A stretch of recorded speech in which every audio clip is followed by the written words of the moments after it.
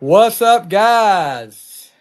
On the Flies here again tonight, and this is going to be our first annual On the Fly Holiday Wrestling Watchalong Special, and had to have my best buddy, especially a guy that thinks he knows as much Crockett wrestling as I do, but yeah, with me tonight to watch Starrcade '86 Night of the Skywalkers is Kyle from the Grange Barber. What's up, buddy? What's going on, dude? I do not know as much Crockett as you do. I definitely know as much wrestling as you do, and you're not live on Facebook. ECW. You're not live on ECW. Facebook again, by the way. Yes, I am. No, you're not. It says live. Hold on. I'm looking here. I'm on the fly page. Unless I'm on the wrong. You got more than one on the fly page. I'm not on the fly group page now. I'm not going to be because it gives you a certain amount. I'm on the fly on my personal page. I see the group page. You're right. That's what it was doing. So, I'm trying to get to your Facebook page so I can share it on the Sports Objective Facebook page, so the audience will just be massive. Just massive. So what we're going to do tonight, me and Kyle, for the first time ever, and hopefully this will be a tradition. And we did a couple of weeks ago. We did the John Cena last match. And we've done pay-per-views. Yeah, we have. We've done WrestleMania, and didn't we do SummerSlam or Royal Rumble? We did Royal Rumble. I think maybe we did. Yeah, no, it was Royal Rumble. Royal Rumble. So nothing new here, but this is good. You know, Kyle suggested we do a holiday special. So Starrcade was more Thanksgiving, but then it changed over in later years to like the December month. Why, I don't know. I used to love this. This was actually the first Starrcade I got to see as a fan, as a diehard fan like I was. So I was pretty excited about it. Didn't get to see it live, of course, but I do have a friend that was there. Was it in Greensboro still in '86? I don't remember. Well, they had it in two different locations. They did the WrestleMania 2 deal. They had it one part was in Atlanta, and then one part was in Greensboro. I want to say Greensboro had the Skywalkers match, the scaffold match, but I may be wrong with that. It may have been Atlanta. We'll see when we get going. Yeah, I missed half of what you were saying. I was grabbing. I still can't find your Facebook page right now for whatever reason. My Facebook is being stupid. So I'm sharing on the Sports Objective Facebook page from YouTube. All right. Give me 1 second here. You go ahead and keep talking while I'm doing that. So yeah, there's two, of course, each Greensboro, Atlanta, each had a big screen above the ring so you could see what was going on at the other place. They switched it back and forth, which I don't think was a great idea. I think they should have had it all in Greensboro. Starrcade was started in Greensboro, and it should have stayed in Greensboro, in my opinion. But yeah, they did it two locations, and because of that, you're going to get to see an announcer you probably don't recognize on here, Kyle. And he was I can't remember his name right now, but he was with Shivani. You had Shivani and this guy. This guy was from Central States Wrestling. What was his name? I can't remember his name. Rick something. I didn't know who the heck he was when I saw. I was like, "Who is this guy?" And he didn't. Evidently, he either quit doing it, or they just got rid of him. Because I think this is about the time Crockett was looking to buy Central States, and he eventually did. For what reason, I have no idea. It was a dead zone because the syndicated territory. Well, one of the matches, TV is the reason. Yeah. But if he would have just waited, he had it. Right. But the problem is, if you didn't buy the TV, you ran the risk of Vince coming in and getting it, or I guess even AWA, but probably wouldn't really. Vince was the threat. Yeah, but you'll see on the card too. There is a match for the Central States Championship. And we'll get to that. That was a barn burner too. Anyway, guys, if you want to watch along at home, we are on the Peacock, like Kyle likes to say. Well, how you say it, Kyle? We're on the cock. We're on the Peacock. Peacock? Or the Peacock. Yeah. and it's Starrcade 86, which is episode 4 of Starrcade. So if you're watching live, check it out. If you're not, just and we will. I did not pay for the version without commercials, so we will have to stop some to get through commercials. And you got the ones that's got commercials too, right, Kyle? Yeah, I'm pretty sure I do. If I don't, I need to downgrade to it. But I'm Yeah, pretty sure I do. I don't. I need to check to see what I'm paying a month for Peacock now. What are you paying a month? And I'll tell you which one I have. I don't remember. I don't. It's not. It's not. It's like it was like $8.99, $9.99 when I got it. So how much it's went up, I don't know. Yeah, I remember back when I got the damn thing. It was like $5. Yeah, I know. So, You were getting back when we could get it $5 and get all the WWE PLEs. Yeah, every month for free. All right, those were the good old days. So Kyle, all right, I got to share it on Facebook, on the Sports Objective Facebook, on the Sports Objective X. So the viewers should just be flowing in now, just flowing in. Yeah, just in the 50s and 60s, and we'll have 200 people joining us within that time. We will. So whenever you're ready, Kyle, I'm getting ready to hit play right now. In three, on 3, 2, 1. 2, 1. Play. And I hit play. All right, I got a black screen. And normally you're ahead of me, and I'm getting a little yellow thing twisting around in the middle of my screen. And I got a commercial. Okay, so I'm going to stop here because what I've got is the intro. What a great intro it is. We'll get to that when you get there in a second. Let me know when your commercial's over. All right. So what did you think of 2 locations, though? Well, I mean, Vince did it. All right, I'm with the intro. Vince did it that same year with 3 locations. Was he just copying Vince? Was it I didn't want to take it away from Greensboro, but we want to do it in a bigger city, so we're going to do Greensboro and Atlanta. It didn't need to be done. I don't think so. They should have kept it all in Greensboro. So what technology back then from Starrcade with all these laser shows? I remember seeing this actually. The scaffold sitting there in the middle of the ring. I just remember watching the promos for this leading up to this. And I mean, like I said, first full year of being a big time wrestling fan, I was so excited about every match on that because they did the Starrcade Control Center every week, and you'd have a match signing. And who is this guy in the middle of the ring? I don't know. You're way ahead of me. I'm still in the intro. Okay, I'm gonna slow down. Tell me when you get to a guy, bald headed guy, doing the introduction. He's the one that did the War Games. All right, I am up there now. Okay. All right, I just heard him say, "Ladies and gentlemen."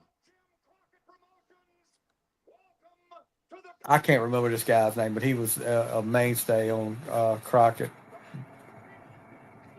for a long time. He looks like a guy that used to work with me. He dropped his microphone. Yeah, he did. I guess Donnie Rouse that used to work with me. Donnie. Oh, now they're going to do the national anthem. Yeah. That's you pay close attention to this, Kyle. See if you would have been one of. There's 2 ladies in here. See if you would have done this if you'd have been in this crowd. So this is the Coliseum. I can't tell if that's the Coliseum or not. Well, I mean, I've been in the Coliseum several times, but it's not. It doesn't look like that now. Yeah, this could be the Omni. Yeah, this could be Atlanta. All right, keep your eyes open now on this. I got to see the American flag. Yeah, you'll see in just a second. There's a.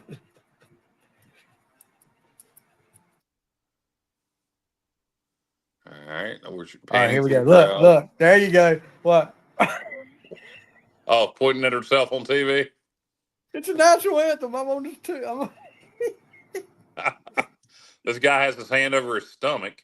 Yeah, he's patting his belly. Yeah. Was this Thanksgiving Day? Yeah, this was Thanksgiving night. Yeah. That's, and if everybody watched it, Starrcade started off Thanksgiving night, then it was moved all throughout the holiday season, but it was always around somewhere in the Thanksgiving to New Year's time frame. That lady don't want to be on camera. Yeah, no. I'm gonna guess this is Greensboro. Look, hey, that's us again. Check out the fashion style of these people too. This was the bomb back in the day, though. 86. This is before it was you were able to get celebrities in the NWA to sing the national anthem. You just played it. They could have got. Yeah, that's the Coliseum. I can tell by the blue lights at the top. Okay. Ladies and gentlemen, Rick Stewart. You know how I can tell at the top of the screen it said live in Greensboro? There you go. You ever seen that guy before? No. He was Central State's guy. I don't remember him being around too long. Just this is pretty much the only time I remember seeing him. Rick Stewart. I just saw his name on the screen now, so you're a couple seconds ahead of me. Yeah. 12 matches in all. Here we go. Bob 100% Caudle and right. Johnny Weaver in Greensboro. Bob Caudle, 100% right. And I think he says it. Look at that. Look at old Bob Caudle. Rest in peace. And he just died. Yep, That's just the died this crazy year. part. Yep. Recently. Yeah, in the last couple of months. Yeah. I think it was in November, Stevie. Might have been. So, yeah, I watched Starrcade 86, but I watched Starrcade 80. I had Starrcade 86 VHS and Starrcade 87 VHS. I watched Starrcade 87 a lot more than 86 for whatever reason. I don't know why. They're both are good, but 86, man. This whole, I won't say the whole card, but the upper card matches are great. Here we go, the first match, boy. Probably because wasn't it Luger and Dusty in a cage match? That was in 87, yeah. Yes, that's probably why. For the U.S. title. Yeah, that's probably why. Look at the sparkle. Nelson Royal is bedazzled like I don't know what, boy. He is. Nelson Royal and Tim Horner versus. Yeah, I don't remember. I know Nelson Royal's name. I do not remember, what his wrestling style was.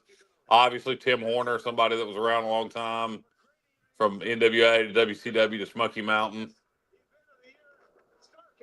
Brothers that fight the Kernodle brothers, Don and Rocky Kernodle. Yeah. The pride. Don Kernodle, longtime partner with Sergeant Slaughter, right? Yep.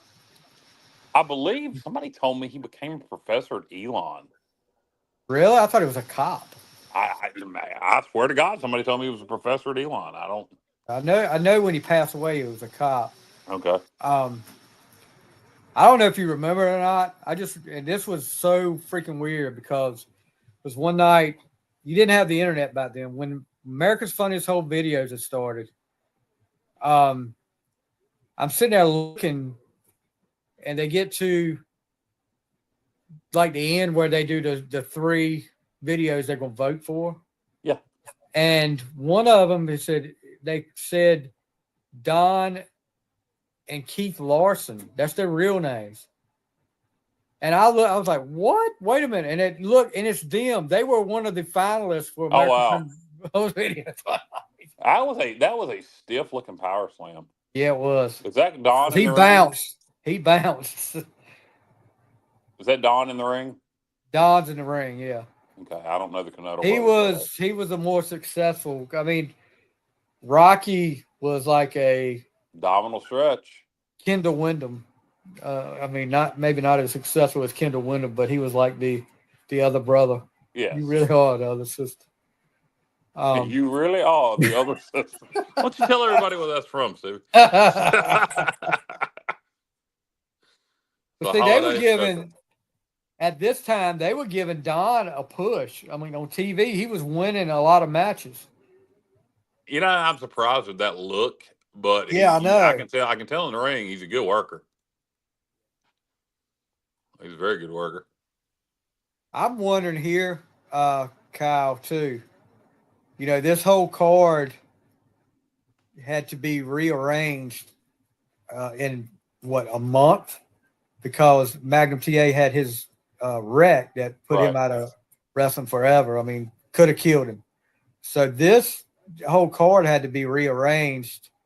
Tim Horner's tag team partner that had just come into territory too is Brad Armstrong. Right. Now, Magnum was in a program with Gorgeous Jimmy Garvin at the time. I guess I'm wondering if Nelson Royal would not have been on this card if it hadn't been for the Magnum Wreck, because Brad Armstrong ends up fighting Jimmy Garvin. Okay, probably. So I think that's had a lot to do with this. I don't think he would have been there. God, that's a heck of a sleeper hole there. Uh-oh, what are you going to do here? That's a flip.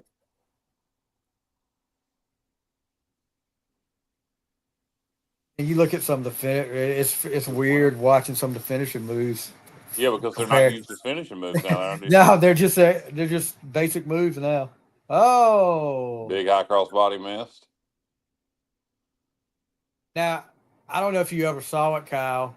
The video they would always do every year for the Bunkhouse Stampede before that started of a cowboy talking. No. Okay, that was let me rephrase that. It doesn't ring a bell. That was Nelson Royal talking about it. He was the one that did the video, and they would play it every year, which it was like, well, what was it, 3 years? The Bunkhouse? Yeah. Yeah, I think so. 80. Oh, that looked. Both went for high cross bodies. I don't know that I've ever seen that. I don't think I've ever seen that either. But yeah, if anybody's joining us and wants to watch along with us, is on Peacock, Starrcade 86. Just go to your Peacock app, go to WWE, go to click WCW under WWE, then find the pay-per-views, Starrcade, and it is going to be episode 4, Starrcade 86. And we're in the middle of the opening contest, which is a tag team match with Tim Horner and Nelson Royal against the Canotto brothers. And so I can't tell you what time if anybody wants to know what timestamp we're at, just put it in the comments and we'll tell you what timestamp we're at. What's he waiting for here? What? That was horrible. Like he was going for flying headbutt. Yeah, that was horrible. I wonder if he had the Pride of the Carolinas copyrighted before Pepsi took it over. That's a good question. Taste the Pride of the Carolinas. Uh-oh. Drop down. Ooh. Big clothesline. Yeah, because Canotto was in the middle of, as a heel, he was actually with the Russians, with Ivan and Nikita. I'm impressed with the way Don Canotto moves for his size. We're getting close to the end here. Oh, wow. Big press slam. For a guy that not that big, he pressed him.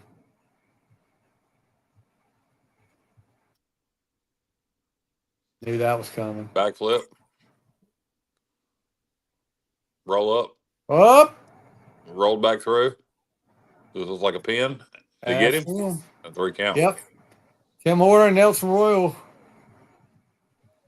What about the referee's outfit here? Blue. Nelson Royal and Tim Horner. What a tag team. What an odd pairing. Yeah, that's why I think it would have been. It was supposed to be Brad. Yeah, well, it makes a lot more sense. Both of them had just come into territory. And look, at the time, Tim Horner's move was the roll up like that, but he bridged. Okay. And I think that he realized they got too close to the ropes with the bridge. Bridge, yeah.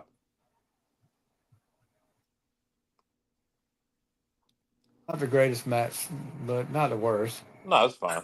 It was fine. All right, are you getting a commercial? I am. All right, about leftovers and wrestling. That's what I'm getting. I'm sure we won't get the same commercials. But I'm gonna have to leave you to watch this by yourself for about 5 to 10 minutes. Got to go visit the little boy's room. So I'm just going to put my phone on mute and throw it on the charger for a minute while I'm in the bathroom. Business. And I will be back. What's the next match? I don't know. You don't remember what the second match is? I don't remember what the second match is. Well, I will join it in progress. I will be right back. So while Kyle goes and takes care of business, we're waiting for this commercial to end. Second match. The aforementioned Brad Armstrong against gorgeous Jimmy Garvin with Precious. Brad Armstrong, who is the older brother of the Road Dogg, Jesse James, and probably one of the more underrated wrestlers of all time, in my opinion. Here comes Gorgeous Jimmy Garvin. Now, of course, the network can't play the original entrance music for Gorgeous Jimmy Garvin because of copyright. But ZZ Top's Sharp Dressed Man, I remember being a fan of that song because Gorgeous Jimmy Garvin came out to it. And look, guys, I'll tell you this. The first ever match I went to at Dorton Arena, Jimmy Garvin fought Manny Fernandez that night. And I remember when they came to the ring, I had a bag of Skittles in my hand. I hit Precious upside the head with a Skittle. And they were looking back. I was so scared. I said, oh, great. This is the first match I've ever been to, and I'm going to get kicked out for throwing a Skittle at Precious. So Jimmy Garvin was not a bad competitor either. He's a good worker. He shortly after this, he'll be turning babyface and joining his quotation mark brother Ronnie, after Ronnie was burned by a Jim Cornette fireball. But Ronnie was actually Jimmy's stepdad, married Jimmy's mama, and Precious is his wife in real life. So, as far as I know, they're still together. Jimmy is like an airline pilot now, or was. I don't know if he's retired by now. Brad, unfortunately, is no longer with us. Passed away several years ago, but man, what a smooth looking wrestler he was. He just, for some reason, didn't have the mic skills to get to the next level. And everybody that talks about it, that you hear him talk about backstage, said he was quick-witted, good talker, but something about when he got in front of that camera, he just wasn't the best on the mic. And I think that's the main thing that kept him from being a top-tier star, because, I mean, this guy's athletic, threw one of the prettiest drop kicks you'll ever see. The pressures are really giving him up and down the country right now. Yeah.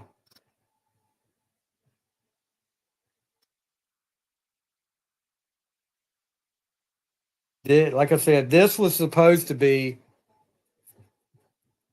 and probably would have been further out the card. It probably, no fault of it, I mean, because Magnum could not help that wreck that night. It almost ended his life.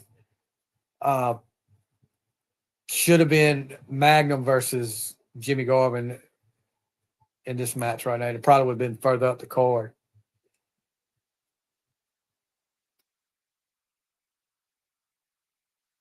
This is the battle of the curly hairs.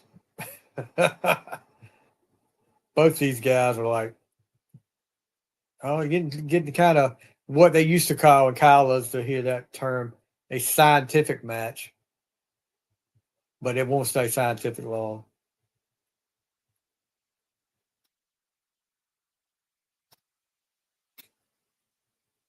I'm thinking this is in the Omni. The scaffold match is in the Omni. This is one of them that's in the Omni. I think God, that would be kind of overloaded with, because you have the Flair and Nikita match that's going to be here too for the World Championship is here. The scaffold match, but then on the other side you've got Dusty versus Tully, First Blood for the TV title, and then Rock and Roll Express versus the Andersons in the cage for the tag belts. Scrappy McGowan. They come up with some good names for these referees, guys. Tommy Young, though, which we'll see later. And Tommy Young, we'll talk about something else when it gets to a match later. One of the cult favorite moments in wrestling, especially on this, that involves Nikita Koloff. Tommy Young, he had to do with a wardrobe malfunction. I'll put it that way.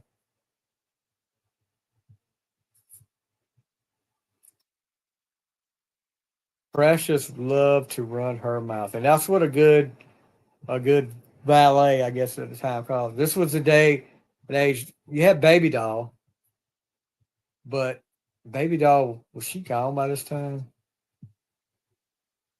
Yeah, she was gone. Baby Doll had turned heel and joined up with the Horsemen, but then she left. I don't know what happened there because her husband I don't know if they were married at this time or not. Sam Houston will be wrestling later on, and that may be why she's gone because they didn't like that at the time.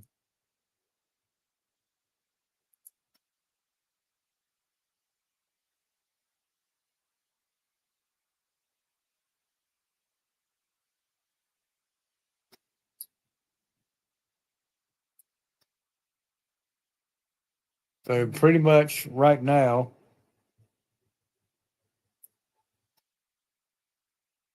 slow match.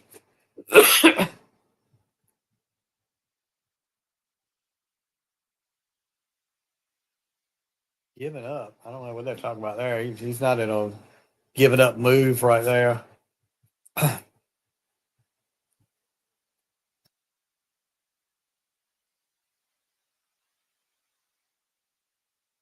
I'd love to see Brad. Brad went through so many different characters. He's Brad Armstrong. He was Buzzkill. He was the Candyman. He was, let's see, Arachnoman, which ended up almost getting WCW sued because of the likeness of Spider-Man. Then he was the Freebirds' mass partner, Bad Street, which that was so easy to see that was him. That night when Bad Street appeared, he had the same Brad. You don't do this kind of thing. Freebirds are having a match, and Brad's brother was one of the Freebirds' opponents. He comes to the ring to try to help them early in the match, gets sent to the back, but you see Bad Street come back out there with a mask, and he's wearing the same boots that Brad Armstrong wore. So it was easy to tell. I spotted that night of the pay-per-view. So they're pretty much doing as good a shape as these guys seem to be in. It's surprising they're laying on the mat a lot and taking breaks.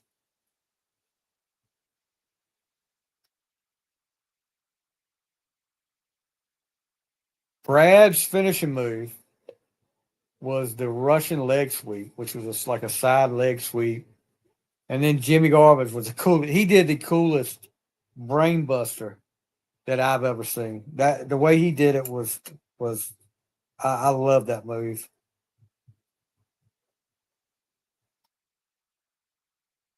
Another arm bar.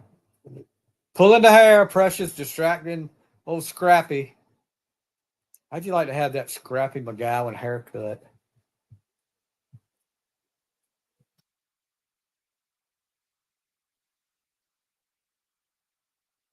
Of course, they're working the crowd. That was something they used to do back in the day a lot too.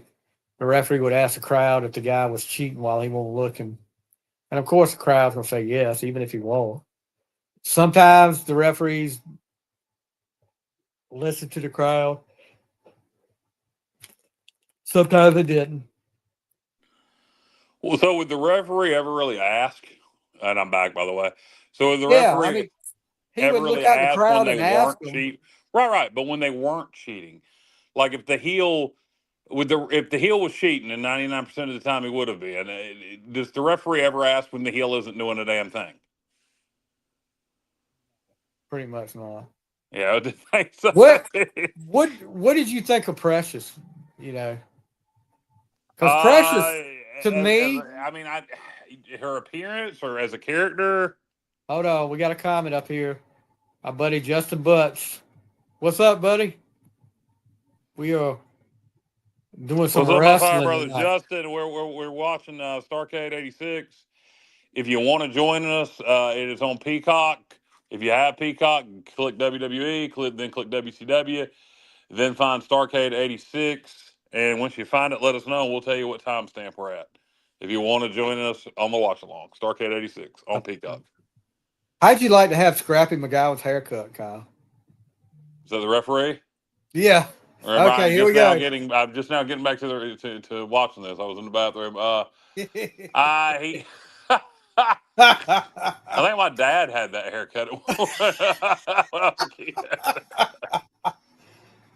So we talked about. It looks like oh, god dang, who am I thinking of?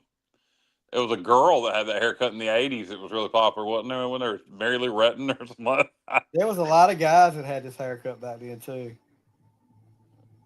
You asked me my thoughts on Precious. Yeah, I'd really like to have seen Jimmy and Precious in World Class. That's where their stuff really worked at. Well, she wasn't the original Precious, right? I did not know that. No. Yeah, there was another one before her that it was actually some relation to Jimmy, like his cousin or something. Okay, which one was in World Class with him? He started out with the original one. I think that was not her. When they got over. Yeah, that was. I don't think that was this Precious. Okay. At least not at first.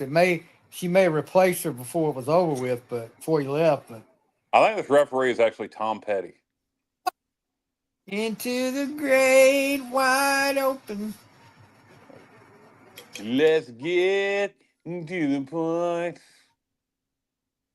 I figured you'd like that song. How'd you like to have that curly hair that Armstrong's got there? It's luxurious. It's very luxurious. You remember? I think his hair looks better than Precious's hair, honestly. Oh yeah, they both went to the same hairdresser. Do you remember what Armstrong's finishing maneuver was? He never won. Oh yeah, he did. He won. Yeah, but I know. Pulling the tights, Reb. Pulling the tights. I remember what Brad Armstrong's finishing move. Yeah, when I think of Brad Armstrong, I always think of a drop kick, but I know that wasn't his He finishing had move. one of the prettiest drop kicks. Yeah, he did. Ever. No, it was a Russian leg sweep. Okay, no, I did not remember that. And Jimmy Garvin. Do you remember what Sandman called his? He had a modified version of the leg sweep where he used a Singapore cane to put it around the guy's neck to hit the leg sweep. Do you remember what he called his version? What did he call it? The White Russian leg sweep. Do you remember Jimmy Garvin's finishing move at this time? No, honestly, no. You got to remember, in '86. So when this, you were how old? I was 6 years old when this happened. So I really, I was watching wrestling at that time, but my memories of wrestling really, like I really started remembering things was around '87, '88. Yeah, I was 13 at this time, so. Yeah, so I've watched Starrcade '86 on VHS back in the day, but it wasn't the whole event. It wasn't all, Yeah. Well, really, the only match that they didn't show on the VHS one was that first one, I think. Okay. This was old. Starrcade '87 a lot more than Starrcade '86. No, I'm wrong. This match was not on the VHS either. It started off with Wahoo and Rick Rude. Okay. Oh, interesting contest. 2 count only. I don't know what point you are in the match. I just saw Jimmy Garvin just put Brad Armstrong's head in the turnbuckle. Let me know when he throws him outside the ring. Just now. Okay, so you're good, right? And Precious is all over Brad Armstrong right now. I haven't gotten to that point yet. See it in just a second. Ooh, stiff kick. Precious is sneaking around over there. What an ugly outfit she has on. Yes. That was a stiff kick from Jimmy. Precious still hadn't touched him. She's just running her mouth. No, usually with Precious, she wouldn't touch him. She'd just use her spray can to spray people with. I remember that. She doesn't have it in her hand, though. She must have it in her pocket somewhere.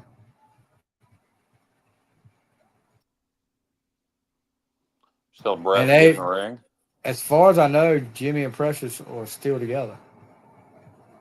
They never split up after all those years. And he's an airline pilot, like Roger Murdoch. Yeah, I knew Jimmy Garvin liked to fly. That wasn't a joke, even though it sounded like one. I know. Across the top rope. Him and his stepdad / brother Ronnie. I guess. See, I got a question for you. So, in the yes, that was so stupid. In the NWA, all right, Jim Crockett Promotions, there was rules where, heavier than others, like top rope, disqualification, all that. Yeah. How is dropping your opponent's neck across the top rope not a disqualification in 1986? That seemed more dangerous than throwing him over the top rope. Exactly.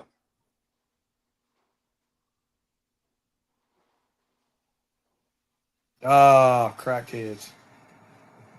There you go. Hit the hit.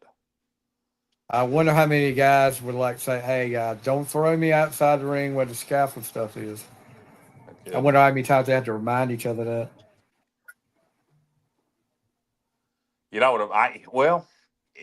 Honestly, getting thrown outside the ring wasn't as common these days, so. Look, Armstrong, Jimmy Garvin couldn't get him up. Armstrong, reversed the weight and gets a 2 count out of that. Anybody joining us live again, Starrcade 86. It is on Peacock. Click WWE, click WCW, then find Starrcade 86. We have less than 2 minutes left in this match for the time limit.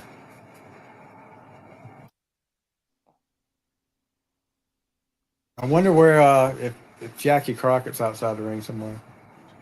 Well, you'll know if you see a camera pan over on a girl in the audience. I guarantee that's going to happen, dude. He's probably using the camera. He's probably on the camera right now. Forget the finish of the match. Yeah, forget the finish of the match. We're going to have a camera on on this woman in the crowd.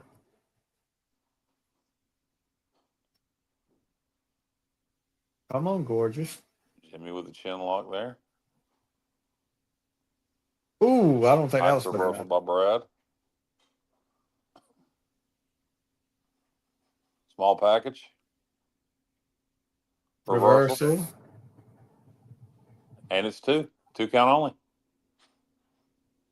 Yeah, and back in this time too, you always notice when they would get close to the time limit draw, these guys, like right here, let's get ready to run out. And Jimmy Garvin's going up to the top turnbuckle. He can't he ain't gonna be able to pin the guy after he jumps off here in time.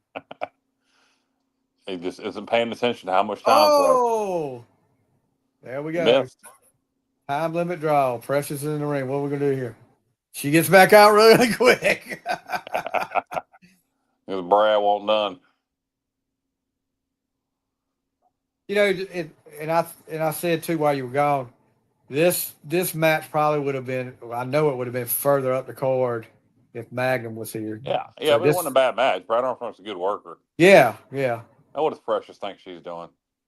And Brad actually is surprising being new to the territory, getting the time limit with Jimmy going up. What we got here? Block. We did not get to see a Brad Armstrong. So is Brad coming from Pensacola at this point? I think he's coming. I think so, Kyle. I can't remember for sure. Okay. Well, his dad ran that territory, so. Yeah, I just remember when Jimmy Garvin looking at Precious like, "What are you doing?" I know I can beat him. You're lucky she's holding me back. Poor Scrappy, all 110 pounds of him is about to get. You're lucky. He had some heat, though. Yeah, he did. And like I said earlier, while you were gone, too, it wouldn't be much longer, probably a couple of months, before he does the babyface turn with his brother / stepdad, Ronnie. Ronnie Garvin. Which was one of the best babyface turns I've seen. I saw at that time. That was logical. Well, I mean, and it was really. I'm trying to think if that was the first big babyface turn I saw. Because seeing him, all right, we got a commercial. It was logical. You knew they were brothers, but it wasn't never really acknowledged, or kayfabe brothers. Yeah. Real life stepdad and stepson. Well, why don't you just didn't go with that? They could have went, he's my dad. That's my stepdad. Leave him alone. I mean, and seeing him go when go in the Heels locker room like that, when you saw it backstage where he carries Ronnie in the back to the babyface locker room, then he goes busting into uh, the heel locker room and goes after Cornette. Yeah, that just you saw a lot. I guess it was different backstage stuff than what you see a lot of backstage stuff now, but back then you still believed that some of the stuff might be real. yeah. Well, I believed it all was real in '86. Let me know when you get through this commercial. Mine's about to end. I got a cereal commercial. All right, let me know. Oh, Hey, it's on. We got the Barbarian versus Shaska Watley. no, they're tag team. Oh, against Wait till you. Who did I miss? Who they wrestled? Baron Von Raschke and Hector Guerrero. Oh, Turn your sound up a little bit. I am okay. You want me to hear the music? Is that what it is? Yeah. The generic Mexican music. Yes. This isn't racist. This isn't racist. I'd like more chips and salsa and a chimichanga. Could you please bring me some guacamole? So Baron Von Raschke had just turned babyface. Remember Paul Jones' Army? Oh yeah. But you always knew, and still to this day, most of the time, if somebody turns heel, okay, Baron Von Raschke, what was his gimmick? Was he supposed to be German or Russian? German. Why would he be teaming with a Mexican? Well, the thing was, he was a member of Paul Jones' Army with Barbarian and Shaska. But when Rick Rude came along, right? Okay, all right, but just forget all that. Did you not remember what Paul Jones' outfit looked like when he wore? Yeah, it was like black. And he had a whip, right? No, he sometimes he wasn't wearing black. Like Hitler. He was wearing like a army guy's uniform, like a general's uniform. Yes. Oh my gosh, Shaska! Good Lord. But here's the thing. So you got this guy who's doing a pseudo-Nazi gimmick, German, with the red jacket on. Von Raschke is clearly, hinting at Nazi. He wouldn't be teaming with a Mexican. It makes no sense. He's turning a new leaf. Because when Rude so he's a baby face at this point. Yeah, when he had just turned. Well, you should have changed his look. It doesn't work. Well, it doesn't work. He's been around too long, Kyle. He is a legend. He was a legend in AWA before this. I mean, you can't change Baron Von Raschke's look. Well, then don't turn him babyface.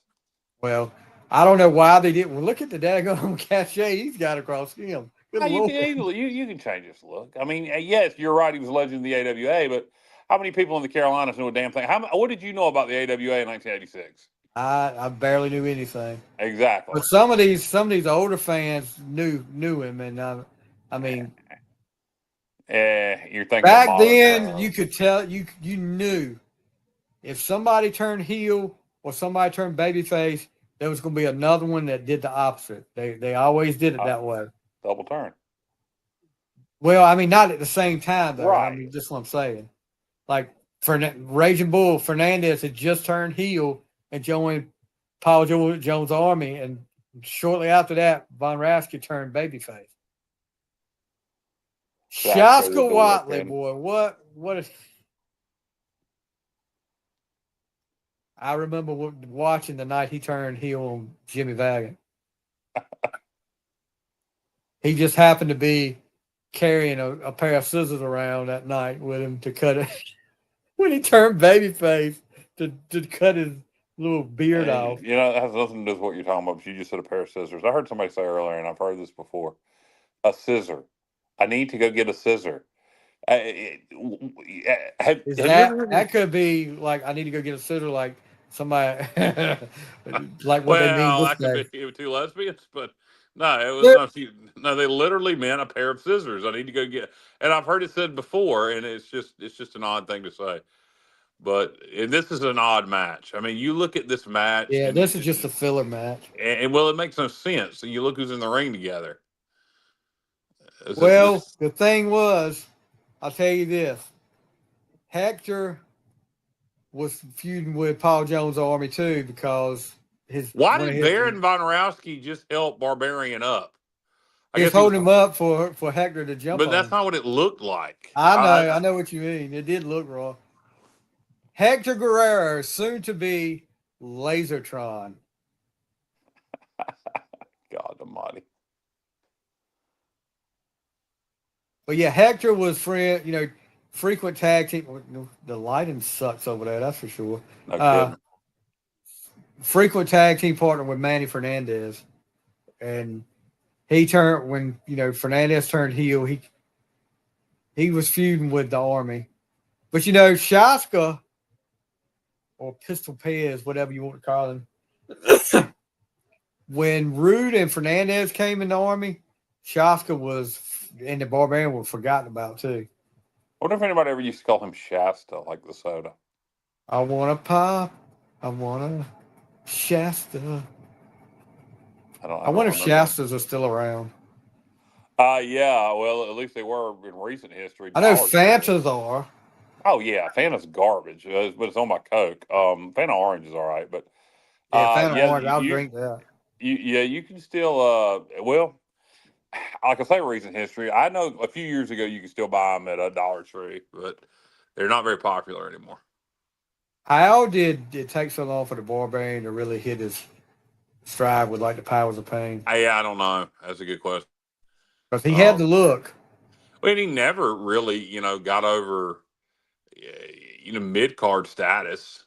He had a long career. If he'd have stayed,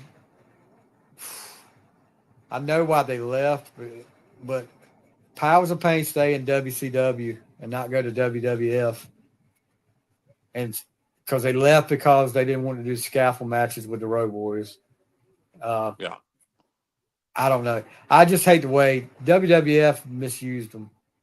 I agree. And, Barb's last good run was him and Ming as Faces of Fear. What did you think of them as a tag team, Stevie? They were good together. I thought that was so obvious. The missed tag right there. Yeah, I liked the Faces of Fear. Yeah. You got two tough. I mean, Ming was as tough as anybody. They should have gave him a little run. I think they should have gave him a little run with the belts.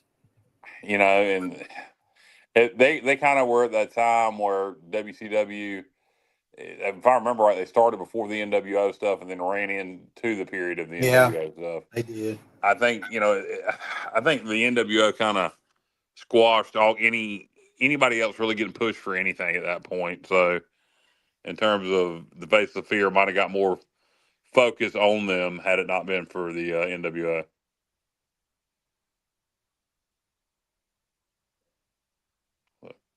This match is, like you say, a weird match.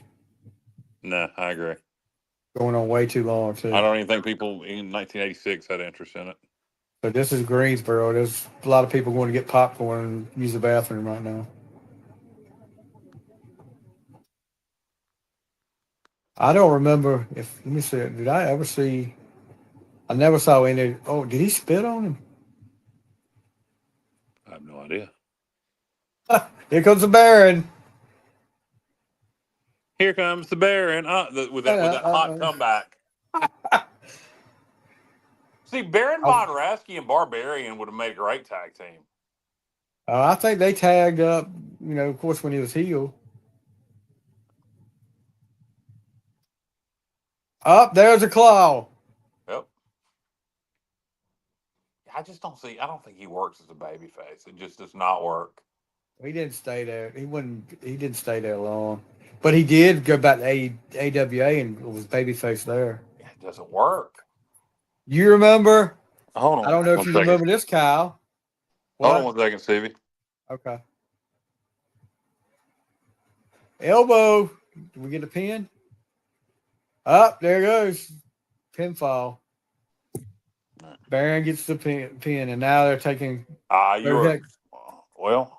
What? Yeah, you're ahead of me. Well, I don't know. Did I miss the pinfall? I'm seeing Baron get double teamed. Yeah, he pinned Shaska. He's getting Okay, I double missed it. right Jessica was talking to me and distracting me. I don't know if you remember this or not, Kyle. You remember when the Powers of Pain first came to WWF? Who their manager was? Fuji, wasn't it? For a short period, no. For a short period of time, Baron Von Raschke. No, I do not remember that. Yes, That was when they debuted. He was their manager. He came out with he had a hood over his head, and they just called him the Baron. Yeah, maybe I do remember that now that you say it.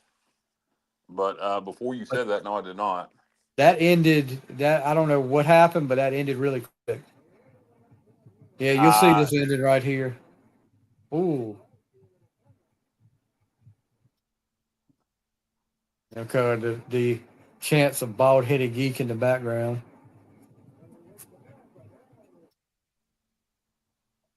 I didn't know elbow was his finishing move, but anyway. It was on this night. Tonight. I think his finisher was the claw, wasn't it? It was a claw. He put a claw on him a while ago, but it.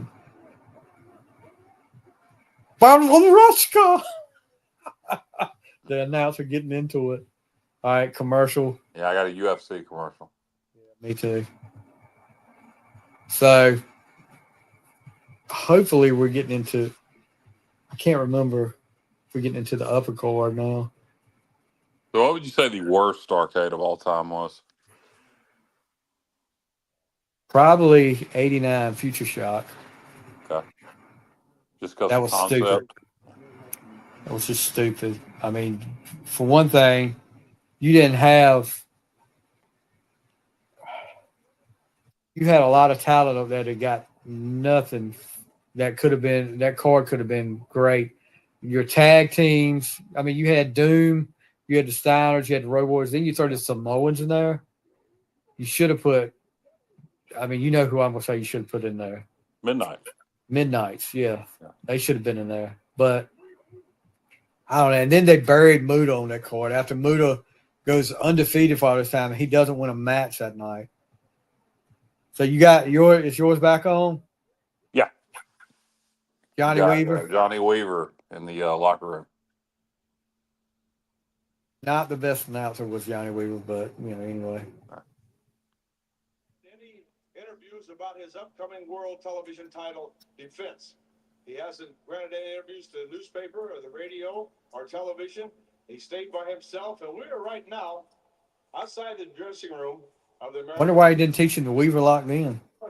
That's a good question. Some of his comments before. Leave me alone, Johnny Weaver. Don't be knocking on my door. Dusty, could you come out and give us some comments about your title defense? Leave me alone. I told you. Just leave me alone. Baby doll's back here. So at this time, we will go to Atlanta. The Kansas Jayhawks. Oh, Dirty Jesus Dutch Christ. Mantel. Taking on Ivan Koloff and Crusher Khrushchev, who's demolition. Lord, how many matches are on this damn card that weren't on the VHS? U.S. Tag Team Championship match. This was right before Crusher. Who were the Kansas Jayhawks? I remember the name of the team. Dutch Mantel and Bobby Jaggers. Okay, so we got the Dutchman. Dirty Dutch. He's got. So were these guys working in the Central States Territory at that time, or? No, they weren't. They had just came to into Crockett. Okay. And matter of fact, Ivan and Crusher won the tag team tournament for the belts. Because they just brought the U.S. belts around. They didn't have them until now. Okay. But the tournament, I believe, the Jayhawks lost in the finals to Ivan and Crusher. I may be wrong with that, but I think that's right. That's right. Look at the back on Dirty Dutch Mantel, boy. Jeez, you talk about. Oh, I remember seeing him. he was a heel in Greenville, probably in like 1990, and the crowd just was on him all night. Shave your back, shave your back. Yeah, I did the same thing to Albert. Oh yeah. Also in Greenville. The legendary Ivan Koloff, may he rest in peace. Finally got Yeah, the I Hall met of Fame. Ivan several times over the years. Me But, too. The last time I saw him, which was on his last birthday, that before he passed, he was here in Lasker, believe it or not, at a Rage Wrestling event, and got to talk to him. Me and my daughter helped him in, and I said, you want me to carry that chain for you? And he kind of looked at me funny. He was like, I think I better carry the chain in, buddy, so I can protect my image. So yeah, that's his gimmick. Was he offended by that question? No, he laughed. And I was joking with him too. So I mean, he knew I was joking. He lived in Winterville. I ran into him several times, not just outside. And I ran into him one night at Walmart where he was just there in Greenville. Yeah. No, it was actually Kmart. It was actually Kmart in Greenville. Kmart was still open. And then I ran into him at Walmart in Kinston one evening on a Sunday where he just happened to be in Kinston. He wasn't in there doing his signing. And of course, saw him many times when he was doing his signings at different Walmarts. He would do these charity signings, and the money would go to the Children's Miracles Network. Yep. And I saw him when I was working at Hosky. I left work one Saturday night about 5 o'clock and went to Walmart to pick up something. And then when I walk in Walmart, I look, and there's Ivan Koloff standing there. And I sat there and talked to him for an hour. Yeah, and he talked to me just like he knew me. He was always like that, very friendly. And, if he didn't remember you from your previous meeting, he sure made you think he did. So, how many gimmicks? How many gimmicks did Crusher Khrushchev have? Yeah, Repo Man. Yeah. Demolition. Axe. Or Smash. He was Smash. Smash. Geez. There was one in WCW. What was he called? He did the 18-wheeler match with Dustin. With Bunkhouse Buck? Bunkhouse Buck. Bully. No. Blacktop Bully. Yep. And then he did another one in WCW. I want to say he played a golfer. You're thinking of Chavo Guerrero. No. Hold on. I'm looking it up right now. By far, his best gimmick outside of the Russian stuff was Demolition Smash. Demolition. No doubt about that. And they should have never sent him to the freaking Repo Man. After Demolition broke up, they should have just had him wrestle as Demolition Smash. Or that just Smash. They really did him wrong on that. Repo Man was not going to get over. No. Okay. Mr. Hole-in-One, Barry Dorsal. I do not remember him wrestling with Hole-in-One. It was in... Oh, listen to this. Barry Dorsal, the Blacktop Bully, Crusher Dorsal, Crusher Khrushchev, Mr. Hole-in-One, Repo Man, Smash, Sar Mongo, I don't have any idea about that, and Man Mountain Dorsal. Yeah, I remember that one. I think I've heard that term, Mountain Dorsal. Oh, he's got an autobiography that just came out. Sickles, Studs, and Stolen Cars. The Many Faces of Barry Dorsal.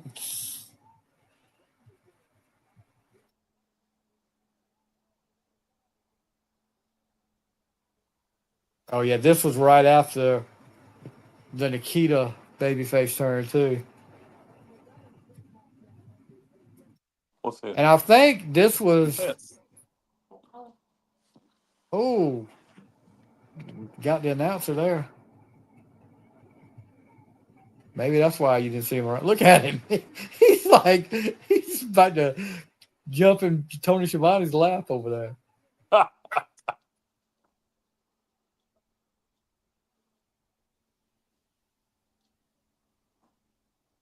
Bobby Jaggers was big in Portland, and I don't know. They were not really a tag team or established tag team until they came to Crockett. And I don't know where the Kansas Jayhawk name came from, but I have no idea either. I don't think any of them was from Kansas. Who's Dutch's partner? Bobby Jaggers. Where's Bobby from? Dutch is from the South. I don't know where Bobby's from. Hold on. He spent a lot of time in Portland wrestling there. I want to say he's passed away.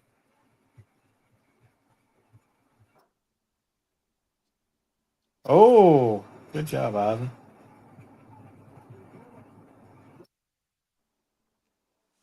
Ivan with the Tag Crusher. He's from Vancouver, Washington. Yeah, I have no idea where the Kansas City. That's a good question to ask Dutch. Maybe I'll send it in. I'll ask Dutch. Oh, this is nice. Bobby Jaggers died in 2012. Cause of death: renal failure from hepatitis C. Nice. That's not good. Let me see how it came to be in. You know, Dutch does a podcast, and he's got a segment, Ask Dutch Anything. So could be a question to send in. Jaggers left Pacific Northwest Wrestling. He won 4 heavyweight titles, 2 tag team titles there before leaving for Jim Crockett. While there, he formed his well-known tag team, Kansas Jayhawks, with Dutch Mantell would leave in 1988 and go to Puerto Rico. Why were they called the Kansas Jayhawks, though? No idea. But did they start off as heels? Did the Jayhawks just beat No, the Tar Heels? They were babyface from the start. Okay, so it wasn't that the Jayhawks just beat the Tar Heels in the championship game and they were going to go, you know. And see, these guys, this was when, oh, I forgot what he called this whip. Watch what he does to Crush Crucible. Dutch used that whip a lot throughout his career. Watch this. Well, I don't know if he gets him. Yeah, right here. Got him in the leg. Look, the bull whip. This has nothing to do with this match, but the bull whip coming. Crusher. Are you surprised? And part of it is he always wanted to book in Puerto Rico. But are you surprised with that bull whip and as mean and ornery as Dutch looked? He never got over bigger as a heel. Oh, I know. You know, he did in Memphis. In Memphis, mainstay. He was always one of the top guys. You know, it was always Jerry Lawler, Bill Dundee. And then, you know, just a step below that would have been Dutch Mantell and Tommy Rich and Austin Idol. Austin Idol, thank you. That's what I'm trying to think of. That were constants in Memphis. And but Dutch, you know, he got over other places, but never. I could have seen him. You know, I think most fans now know him from his run in WWF doing the We the People stuff, where he got over. Yeah, well, he got over way bigger than Swagger did. Yeah, he did. Ended of the match, Crusher hits Jaggers with the chain. Yeah. And again, if anybody is joining us live and wants to watch along, or if not live, you know, you can watch along with us in replay. This will be archived. If you're not watching it live, you can access Starrcade 86 on Peacock and you know, just hit play when we say hit play on the broadcast and kind of watch along with us. And we're not sitting here giving vivid play-by-play of every match. We'll do that more. No, it goes on into the show. But if you're tuning in and wondering what the hell we're doing, we'll watch Starrcade 86 on Peacock. And you know, again, if you can't watch it now and you're a wrestling fan, you can come back to it later and watch Starrcade 86 with us. And right now it's a Subway commercial. That's what I got. I don't know about you. I've got a Amazon commercial. Yeah. So, I think the next match is going to be. I think it's going to be that Central States match with Baby Doll's husband, Sam Houston, and the young Sam Houston. Superstar Bill Dundee. The brother of Jake the Snake Roberts. And brother of Rockin' Robin. That's true. Who had one of the worst national anthems I've ever seen at a wrestling event. We got Rick Rude versus Wahoo. Oh, yeah. Engine strap match. Ricky, you're so ravishing. So, yeah, of course, we talked about Jimmy Garvin having... Do you hear Rick Rude's entrance music here? Yes. Yes. It sounds like... Sounds like he's getting ready to do a striptease or something, but I No, don't it even doesn't know. even sound like that. It sounds like somebody creeping around in the night in like a movie in New York. Whoever does the overdubs of the music for the network, it's horrible. It's horrible. The original song that he used at this time was why smooth. not just use his WWF music? The damn, yeah, they got the rights to that. I mean, that's true, because the music that he originally came to the ring out this time was "Smooth Operator" by Sade. Let me just use Because when that woman said, "Where did you come from?" it immediately went to "No need to ask. He's a smooth operator." Got Wahoo! Have Wahoo come out to Tatanka's music. Duh. Wahoo never came out to music. Is he coming out? Is they playing music in the background now? Yes. Wahoo did come out to music. Oh, yeah, he did tonight. Not everybody. It's like a generic rock music. It doesn't even really fit him. Not everybody that day and time came out to music. Yeah. So Wahoo, a lot of people, and you're looking at him, you would think not quite an athlete, but Wahoo was a heck of an athlete. Yeah, football player. Yep, played for the Jets. Yeah, I know Ric Flair always thought about him one of the toughest people in wrestling history. The best story I ever heard Flair tell about Wahoo was when Flair had the plane crash, and it was so kayfabe at that time that Wahoo and him were like feuding. Oh, you wanted to visit him at the hotel or the hospital. And he thought he was going to try to They thought he was coming in there to kill him. Yeah. Look at Paul Jones, you skill having son of a gun, you. Why they put him as a manager of anybody, I don't know. Because usually, I think this is where the pay-per-view started. Excuse me, the VHS tape started, I think, with this match. Yeah, it did. Why you put this? Because usually you put a manager to be a mouthpiece for somebody, and in this thing, it'd be the exact opposite. Rude was a better mouthpiece than Paul Jones was. Rude didn't like having Heenan as a manager. He thought that Heenan worried about getting himself over too much and didn't get him over and took away from him. But I don't know how Rude could have been any more over than he was in WWF. So I disagree with that. Were you aware of that? Yeah. Oh, yeah. Yeah. Okay. I don't know how you could have a problem with Heenan, though. Heenan was so great. I didn't. But Rude did. No, I always loved Heenan. He was funny. He was hilarious. Yeah. Who was this referee? I can't remember. It's Fargo, I think. Why is he trying to show Wahoo how to trick? Wahoo's already got...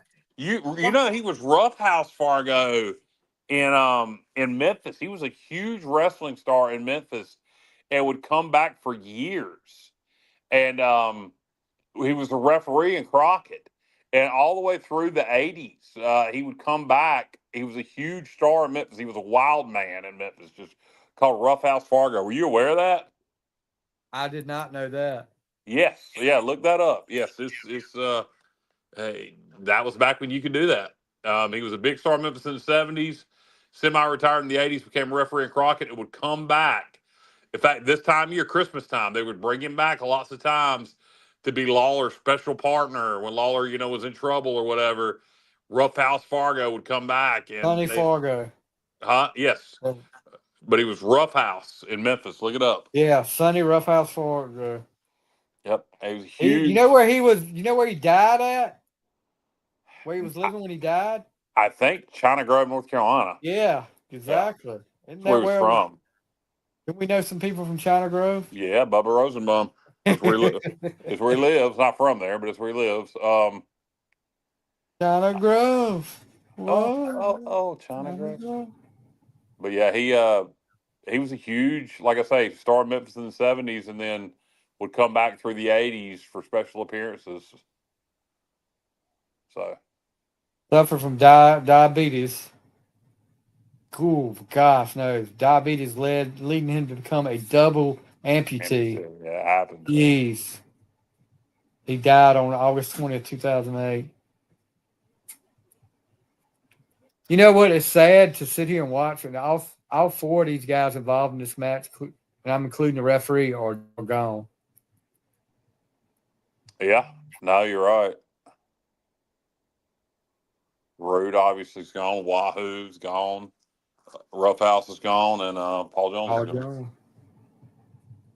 Yeah, but Cornette, he'll tell a lot of stories about Roughhouse Fargo as a wrestler.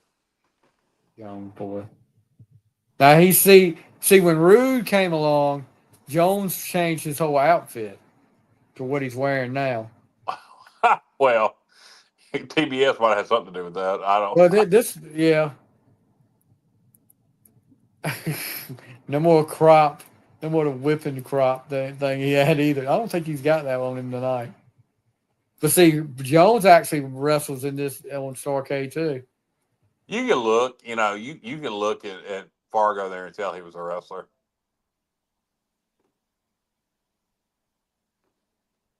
But Indian strap match, if you guys don't know the rules, you've got to carry your opponent to all four corners, touch the corners consecutively. You know how bad ECU basketball is? They're playing North Carolina right now. We ain't watching it. I know.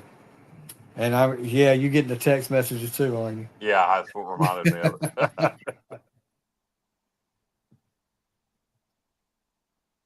That's what reminded me. Otherwise, I wouldn't even thought of it. Gotta grow. I got that song in my head now. Yeah, this is a slow match right now. That's all right. But you're gonna see color, I think, in this match. Rude with the big right hands with the strap wrapped around his fist. Body slams. Wahoo. You know, I mean, Rude was one of the most put together guys out there, though. Oh, I mean, I remember because I remember reading about him because he dominated world class with Percy Pringle's his manager then. Yeah. So he's touched too, but he dominated world class. Debuted in Memphis. Yeah. As Rick ROOD. Yeah, and he worked his way up like the card. Yeah. Like in a hurry. Like he like in January he debuted, and by November he was in the main events with Lawler. So he worked his way up in Memphis in a hurry. Then got out of Memphis and went to world class, and then on to Crockett. For a while there in the early 90s, before he had his back injury, they were teasing a babyface turn for him. You remember that? I do, yeah. The stuff with him and Vader. Against Vader. Yeah. Yep, I do. I don't know how that Was would he busted open? Was he just really red in the face right now? Well, he is an Indian. I mean, it looked like blood at first. No, it's not. The lighting in that place is not good. I don't know if that's racist. Oh, I don't know. He's wiping stuff from his face. So I don't think he might be. He's cut. He's cut. Like the Russian. It's fake. Like Drago. He's not a machine. Rude getting a whipping right now. Getting an Indian. And there's no way to work that. No, how do you fake a strap across your back? You don't. It just hurts. It just hurts. You live with the whelps. I mean, Rude's busted open. Rude's got color. Here we go. The big chop coming. Bam.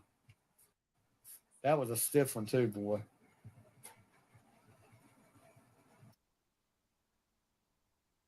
All right, Hog, so the quarter. the He hog touched one time corner. and start dragging. Yeah, headbutt one of the.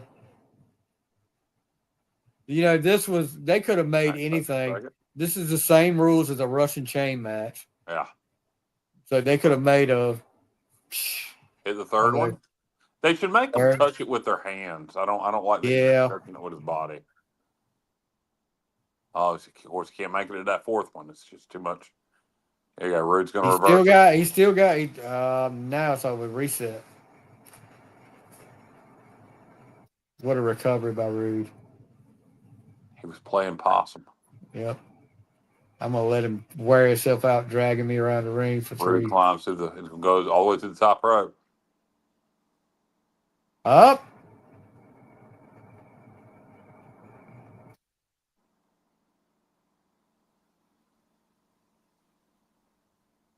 Rude trying to tie him up here. Wahoo uses his feet though.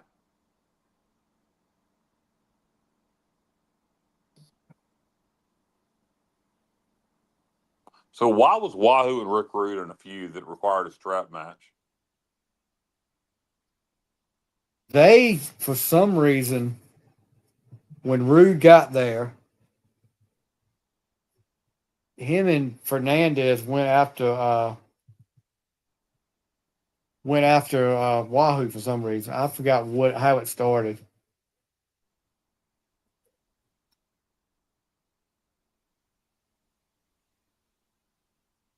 Look at Paul Jones. Touch one corner. Again, I don't like how he's touching with his body. Touch two corners. We're going to get this third corner. Hey, hold on 1 second, bud. I got a phone call. Hold on 1 second. All right. 3 corners touched. Stevie will be back with us in a minute. He has a phone call, as you all just heard. Wahoo's trying to touch this fourth corner if you're watching it with us. He's trying to get over there. Rude's fighting against it. He can reach out really and touch it, but of course we have to prolong the match. So I'm sure Rude's about to. So Paul Jones steps up and Rude hits him into the corner. So I mean, I don't know how that's not an ending of the match, but they're going to say it's not, I guess, or they say it's over. Referee's in the right here, so I guess the match is over. He touched all 4 corners. Trying to see if the announcers. All right, I'm back. So did the match end there when he hit that corner? Yeah, when he hit the corner, it ended. Okay, so I understand now. They're just beating the crap out of it. Oh, here comes Von Rowski and the Mexican. Von Rowski and Hector. All right, now look at. No, maybe I'm wrong. It's Wahoo that comes out there. You'll see Wahoo again in a little bit.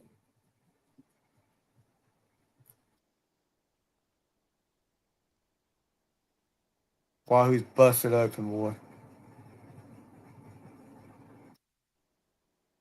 You got a German and a Native American and a Mexican. Lord have mercy. That's the coalition right there. Yep.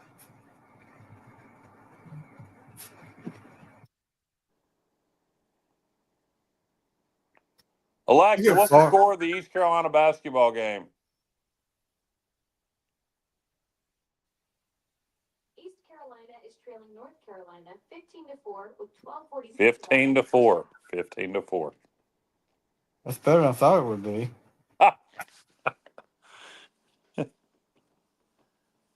Yeah. It's about what I thought it would be. Hold on 1 second, Stevie. I'm going to go. All right, we got a commercial right now, too. Yeah, I'm going to go grab something to drink, and I'll be right back. All right. So now, hopefully, I can't remember who's next on this card. I don't know if Sam Houston and Bill Dundee are next or not. I think that's going to be the next one. I know you've got Paul Jones and Jimmy Valiant are going to be up here for long, and a hair versus Paul Jones's hair versus Jimmy Valiant's valet Big Mama versus her hair. because Baggett had already got his head shaved by Paul Jones. So I can't remember which is next. Let's see. So now we're going backstage with the Russians with Koloff and Khrushchev. I don't know what they're talking about. Ivan was such a legend. And like I said, we talked to him. You know, one of the last conversations I had with him that night was talking about, because I always, you know, Ivan, no doubt, should have gone to the Hall of Fame before he passed away. Ivan ended Bruno Sammartino's reign as the longest reigning heavyweight champion in WWE or WWF at the time. He ended that reign. He's a former world champion there. He was multiple time world tag team champions, multiple, you know, the territory champions like TV champion. Like right now, he's holding the U.S. Tag Team Championship. And because of some other things, he wasn't going in the Hall of Fame. But he told me that night, and I think he probably knew his time was getting short. When I asked him about the Hall of Fame, he said, I'm going to have to go talk to that young man in New York. And if I don't get in this year, we might have a problem. Which he didn't get in that year. He didn't get in until after he passed, which I think was a sham, a travesty. WWE should have been ashamed of itself for not putting him in before that. But luckily he got in. He well deserved for Ivan. Good on the mic. All the guys backstage that you hear talking, loved. They all called him Uncle Ivan. So yeah, I mean, definitely a well-deserving guy, and one of the guys that I was always scared of back in the day. Yep, here we go. Central States title. Superstar Bill Dundee against Sam Houston, Sam Houston we talked about earlier, the younger brother of Jake the Snake Roberts. His sister was a WWF Rockin' Robin. I want to say she won the WWF Women's Championship back in the day. Bill Dundee, of course, big time in Memphis for a long time. Making his way over. He made his way over to Crockett a few months. I think it was in the summer, right after the Great American Bash of '86, and he had the Nature Boy Buddy Landale with him, and they were a tag team, looking out for each other, always together. But unfortunately, Buddy Landale gets his usual stuff that he got into back then. And it wasn't long, Buddy Landale was gone, and Jimmy. It was supposed to be they were going to have Bill Dundee and Jimmy Garvin as a faction together. And then Bill Dundee just couldn't catch a break back then because Garvin turns babyface as soon as they're getting their stuff going, and next thing you know, Bill Dundee's gone. Probably right after March or April of '87, after the Crockett Cup. He was there at the Crockett Cup, teamed up with the Barbarian. But yeah, I gotta say I got the 7-Up Charlie Temple that's out for the holidays, and it's cherry and pomegranate, and just straight up cherry 7-Up's better. It's all right. I'll drink it. It's good, but not nowhere near as good as just straight up cherry 7-Up. Yeah, this is so because see you care about my soda review. So what match do we have here? Sam Houston and Bill Dundee. All right, Bill Dundee, one of the biggest stars from the Memphis territory, making what was he doing in Crockett at this time? Because I don't know. Go ahead. He came over. I was just telling him he came over right at the end of the Great American Bash in '86 because he came over with Buddy Landale. Okay. Yeah, I heard that part. Yeah, they were supposed to be, but of course, Buddy Landale, we know his. I need to look at the Bill Dundee timeline because he left Memphis and booked Mid-South. And he booked Mid-South during their most popular period, really. And then I'm assuming he went back to Memphis before he went to Crockett because he was a mainstay in Memphis, and he would always end up back there. So I'm sure he probably went Mid-South, Memphis, then Crockett, and then back to Memphis.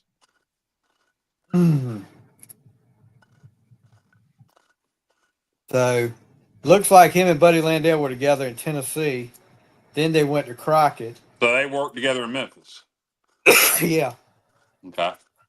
So he went Mid-South, Memphis, then he was with Crockett. He worked Central States with Crockett in Florida Championship Wrestling with Crockett. Okay. He managed the Barbarian and the Mod Squad.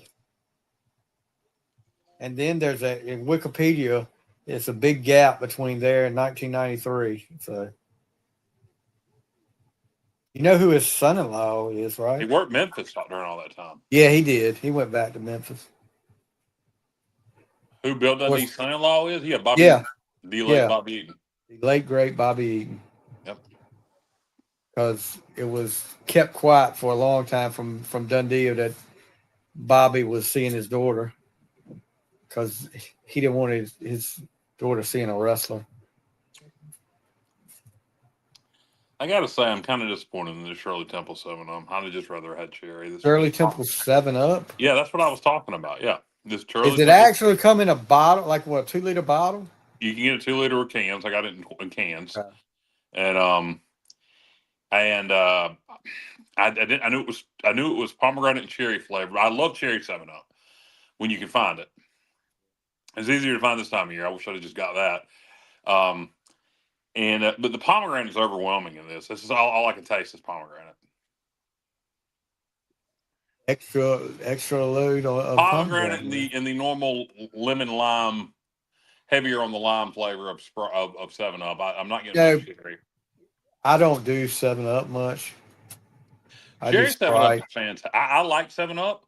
7-Up Zero is excellent of the zero drinks. I love cherry 7-Up, and I thought I'd like this a lot. And I'll drink it. It's not going to go undry. Probably pretty good to make some mixed drinks with. I'll probably mix it with some apple. I got some apple Jim Beam in there. Probably mix it with. Oh, wow! Outside the ring, young Sam Houston here on the outside of the ring. He always looked like he was about to break in half. He was small for those days, and if you at the time, watching this at the time, not knowing his daddy was Grizzly Smith, who was working for Crockett, you always wondered why this kid kept getting pushed, and he was getting the crap beat out of him all the time.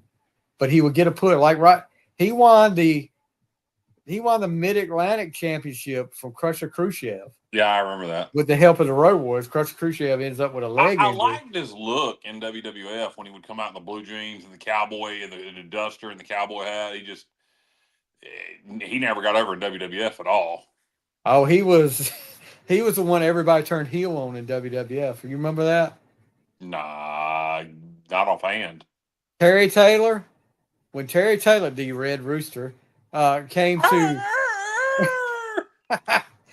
WWF, one of the first matches he had was a tag match, and it was him and Sam Houston against, I can't remember who it was, but Sam Houston ended up getting pinned, and Taylor turned on him. And I want to say Kurt Hennig did the same. I sent you a video. I don't ever remember Kurt being a babyface in WWE. Kurt wasn't a babyface in WWE. He came in as Mr. Perfect. No, he really didn't. Yeah, so he wanted to not at first, because he wrestled. If you're talking about like before he was a star in the AWA, yes, he came in as Kurt Hennig. Yeah, no, when he first got to WWF, because he wrestled at WrestleFest '88, he was not doing the Mr. Perfect gimmick then. He was regular Kurt Hennig. Okay. With shorts. He didn't have the singlet. Yeah. Yeah. Well, he didn't have the singlet initially as Mr. Perfect. But he wasn't calling himself Mr. Perfect then either. He just came because at WrestleMania 5, when he wrestled Blue Blazer, he was not billed as Mr. Perfect. You sure about that? I'm positive. I'm gonna have to check on that one. I don't remember him in WWF as not being Mr. Perfect, but I could be wrong. I've been wrong before. There was once. Hold on. Let's see if they can answer my question. Yeah, I know in the early '80s, before he. No, I know that. I mean, I'm Yeah. talking about when the first few months he came in to WWF, he was not billed as Mr. Perfect. Okay. You may be right. I mean, you're older than me, so you'll remember those details from that era better than me. You should anyway. Bill Lundy with the Boston Crab lockdown. Oh, they're in the ropes. They're in the ropes. You got to break the pin.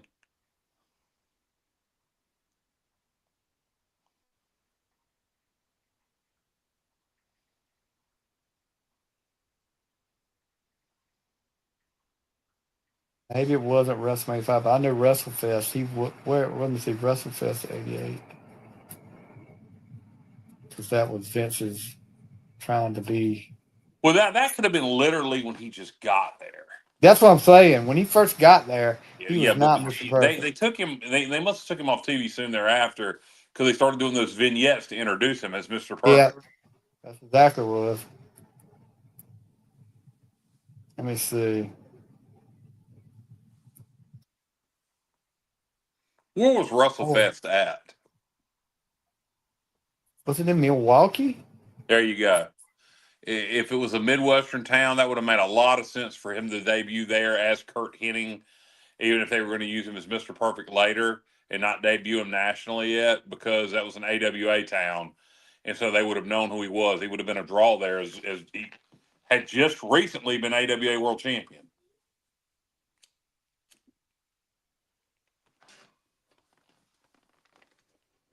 That's probably exactly what that was. Kurt Hennig, yeah. He beat Terry Taylor. Because both of them just. And then they give them both gimmicks later. Yeah. So that's probably, he probably didn't even work TV. That was probably a lone, because of who he was. Watch this. Oh, this ain't what I thought it was. I thought it was something. And they should have left Rooster as Terry Taylor. Just left him. Yeah. I hated Terry Taylor. I hated him as a face, as a bad guy. I might have liked him best as the Red Rooster. Because at least then it was entertaining. I sent you a TikTok video sometime back. It was highlights of the Red Rooster's career, and it was just him going. Yeah. Yeah, I remember it. The tailor-made man. Yeah, big boots from Bill Or Dundee. the computerized man of the '90s, Kyle. In the York Foundation. Dundee could work. Dundee's a heck of a worker, dude. Yeah. Well, you would have to have all those matches with Lawler, but you just look at him and oof. Well, what's gonna happen? Scrappy just bit the dust. Isn't with that? Oh, he saw it. He disqualified him. Sam Houston's going to get the W. Yeah, Scrappy makes a quick recovery from that. What? So now he's got to beat the crap out of him getting the crap beat out of you with your own boot. He was like, screw this, I'm going back to Memphis. I want to say he ends up beating Sam Houston eventually for it. Sam Houston, well, it was about a year after this when he goes. But he was the Central States champion at that time. Yeah. Well, that's why they sent him down there. That's where they sent the Warlord. The Warlord had made his debut the summer of '86, but he was so green they ended up sending him to Central States. Yeah, he regains consciousness real quick. Talking about the referee, he regained consciousness long enough to see Scrappy wasn't a good, but he's no Tommy Young acting. Tommy Young was the best referee ever.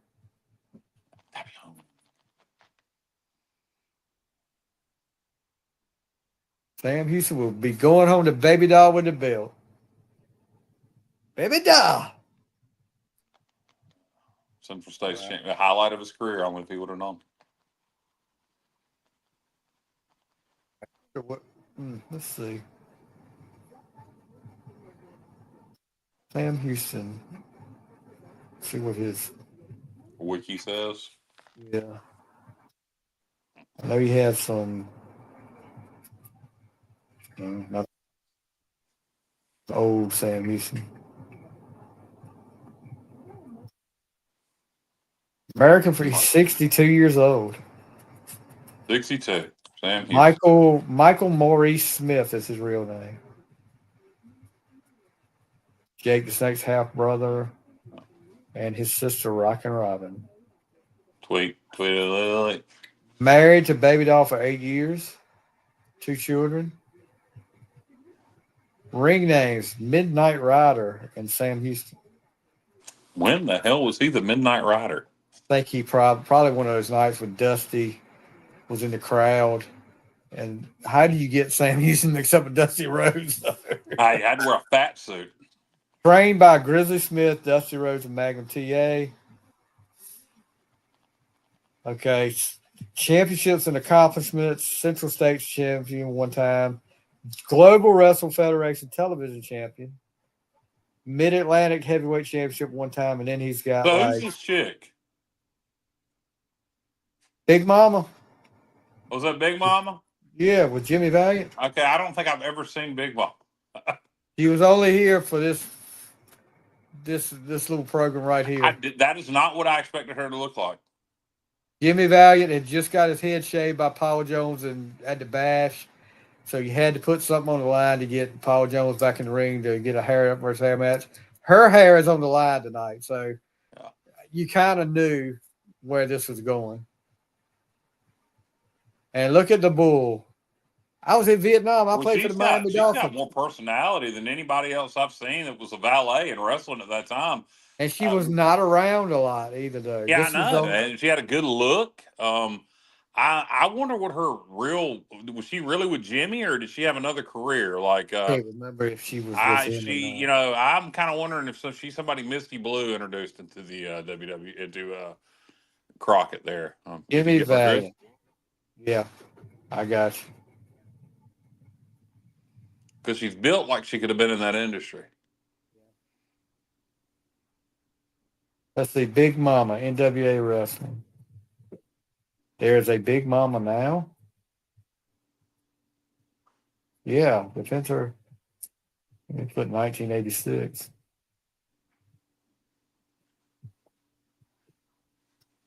Jimmy Valiant. Let's see.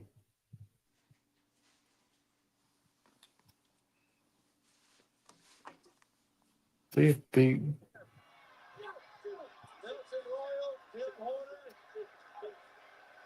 There's Nelson Royal and Tim Horner coming back out. Oh yeah, they're gonna. And the Baron. Yeah, you see Wahoo come out here in a second too, bandaged up. Here comes Wahoo.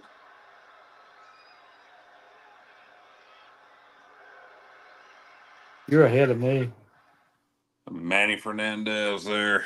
Manny had a good look. Manny was not great on the mic either. One of the Hebners. He looks tough with those gloves on. No, he looks tough. Yeah, you're way ahead of me. Where are you at now? Locked in a cage. Yeah, they're still fighting with Baron right now. Wahoo hasn't even come out. Do you want me to pause it? Yeah, pause it for just a second. All right, they're hauling Manny up in the cage. Bill Dundee's hanging on. All right, Bill Dundee. Manny's in the cage, like all the way up to the top.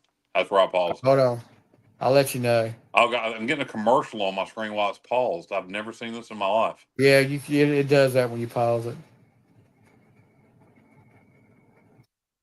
Is he all the way to the top when you pause it? Yeah. All right, hold on one second. Who's that? He just got to the top. Like Manny, not Manny, but Paul Jones. what's his name? No, just jumped off the side of the cage, and he just got to the top. All right, go ahead and unpause it. All right. He's shaking. Paul Jones, get down! I can't do this. You know, and I didn't realize till some of my uncles and my dad talked to me about Paul Jones. Said, he was a really good wrestler when he was So why wrestling. is Paul dressed like that right now? He's dressed like he's not in gimmick. Oh, I told you when Rick Rude came in, he got out of the Right. arms. But you're saying Paul Jones is in the cage, right? Or No, Manny's okay, in the Paul Jones cage. is wrestling. Okay, that's Yeah. Raging Bull Manny Fernandez in the cage. Okay, that's what Yeah, I thought. Fernandez is in the cage. You confused me. Okay, all right. I met him one time, and he tried to sell my cousin a wrestling ring. Manny? No, Jimmy Valiant. Oh, Jimmy. Yeah, he's always trying to sell somebody something.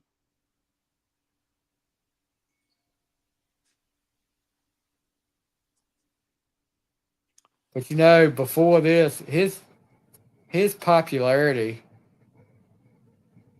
in '85 was like right up there with Dusty. It was him and Dusty, and it just gradually went further and further down. He was huge in Memphis in the 70s and early 80s. Yeah, handsome Jimmy Valiant, and Manny, I don't think I'd be. You seen a foreign object? I did not. Out of Paul Jones' yeah, I tights? see it now. Oh, he's getting it now. Oh, I'm ahead of you. Hits him with it. Hold on. Cheating Paul Jones. Putting it back in his tights. Go for the pin, Paul. Go for the pin. He's kicking at Big Mama. Big Mama. Boogie is not out of it, though. He's still thinking about Boogie Jam '85. Instead of, it should have been the next great pay-per-view. Oh, he's got color. Yeah, he does.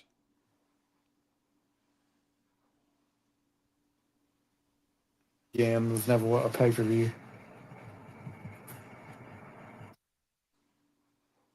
Yeah, I don't get why Boogie Woogie Man was so over in this time period. Well, right at this time, yeah, his popularity was going down. Yeah. But even in '85, he couldn't work. Because he would get ready to start a big feud with Tully. Could he ever work? Like, I've never seen any of his Memphis stuff, late '70s and early '80s. Could he ever work, or was he always just a gimmick? I think he was. Well, I don't know. What I saw of him was the parts I saw of him here. He was just a gimmick. Because I mean, what kind of guys wear tights that look like that? Jeez, Freddy Krueger tights. Terry Funk did it with the black and the red. Yeah, Terry Funk wore similar. It was very serious. Jones was getting ready to try a leg lock right then. Because they made Paul Jones out to be like he won't really that strong wrestler, but oh well, that was weak. Boogie getting a lot of blood, and I don't really know why. I haven't really seen anything to get. You made a manager. You made a manager just beat the crap out of this guy. But then he again, hit him with the foreign object. He hit him with the foreign object. Yeah, he did. Sleeper. That just goes to show how color's done different in wrestling today that we didn't even think about the foreign object would have given him color. Yeah. Speaking of the sleeper, what was it, 94 or 95? Starrcade, the main event was Beefcake versus Hogan. 94. We should watch Starrcade 94. God awful. Up. Foreign object. Oh, Boogie's got it now. Has the referee seen it? This must be no DQ. Well, then why would he have, why would he hit it? But I mean, dang Earl Hebner, how much did they pay for the surgery is over there? Like Hogan said, how much did they pay for the plastic surgery? Why did he? I mean, that's what I want to. Why did he hide it? He Habit, hit him maybe. with it and brought right in front of the referee. Just habit, maybe. So okay, now we're gonna shave Paul Jones's hair. But let me tell you, bud, Jimmy Valiant's beating has not come to an end because he's getting ready. He's getting ready to feel the wrath in just a few minutes. I honestly thought they had killed him with what you're about to see. I wonder what he's saying to each other. They're saying to each other right now. Am I hurting you here, brother? Let me know if I'm hurting you here. So daggum. Told you not to go so daggum hard with that razor. Yeah.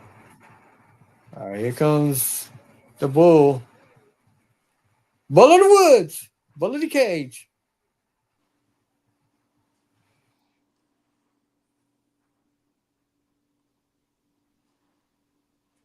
He's like, son of a bitch. I wonder how much he got paid. Look at the cuts on Boogie's arm. Yeah. Well, you think cuts are just blood from his head. I think that's cuts, dude. How do you have blood in a line like that, in 3 lines? Big mama. So Bull should be getting ready to get out, and you get ready to see.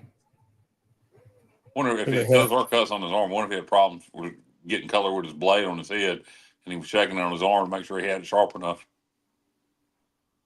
Somebody else is coming too.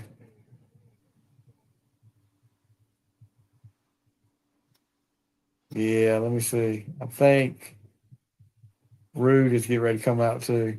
Raging Bull looks intense. Yep. Watch this. This is gonna hurt. I think they do something else to it. Yeah, this is the one that really gets him right here.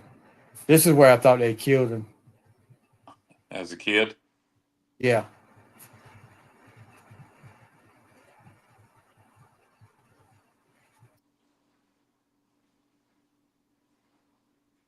That's hysterical that you thought that killed him. God, look at him. Look at him, dude. Yeah. He's got the shakes. Where's So were you Big watching Mama? this live? No, I was not watching this live. So how did you think they killed him? I mean, it just looked like they killed him, dude. I mean, I knew he didn't die, but I'm like, why are you covering his head? Everybody's already seen it. You think about how bad it was to be a bald-headed back then. Yeah, no shit. And Baron Von Raschke's bald as anybody. He's walking right out there. Knew they won't. Who is that? Wahoo.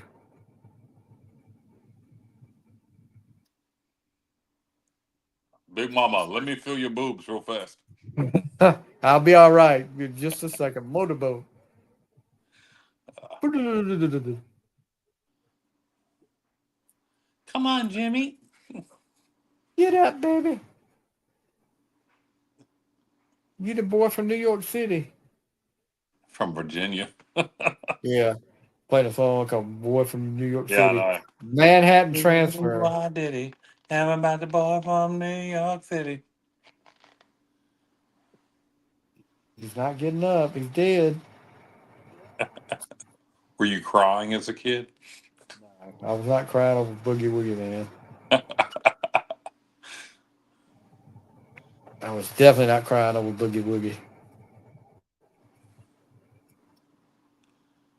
What is Baron? I mean, Baron. Where's Hector at? Is he trying on his Lasertron uniform? Yeah, Baron got a lot of appearances tonight. Baron, I hope he got, he was all over the place. Who would have thought Starrcade 86 would have been the Baron Barnaraski show? I think Boogie cut himself again while he was down there. He had to. Probably after landing on that chair, he had to cut himself again. Yeah, he did. Ooh, the handsome boogeyman. Yeah, it stung a little bit there. The wrist. They're talking about his wrist, too.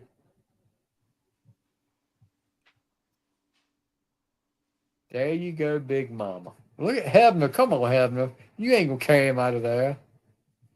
Just go get some more plastic surgery so you can cost Hogan the bill. How much do they pay for the plastic surgery?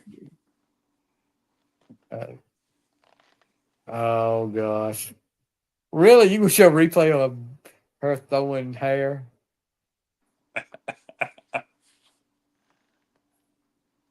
Got her. She was throwing it too. Yeah. Wonder if anybody sold that on eBay. I got Paul Jones's hair. From Starrcade 86. I've had Yeah. a plastic bag all these years. That $25 a best offer. No, it would go for more than that. Oh yeah, it would. I just messing. If you can legitimately DNA prove Jesus Christ! How long of a replay do we have to have? And then shaving Excuse in me. slow Excuse motion. me. I just burped on the air. Come on. Good Lord. Sorry you weren't able to see the whole main event, but we had to show 10 minutes of Jimmy Vac shaving Paul Jones's hair in slow motion. Bob Cottle calling this, or is this Tony Schiavone? This is Schiavone. I want to hear Cottle go, and he really shaved his hair. Unbelievable. Is that Cottle over there, though? So what now? Oh. I don't know. Yeah, it is Bob Cottle. I got to turn the sound up. It was Bob Cottle. I heard him right then. So they didn't show like Bull and Rude beating the crap out of him. So shortly after this, Bull and Rude form a tag team, and they end up winning the tag belts for Rock and Roll Express. We got another commercial. We got a damn commercial between every match. It's ridiculous. UFC commercial again for me. I got some old ladies on an Amazon commercial. Oh yeah, I had that a while ago.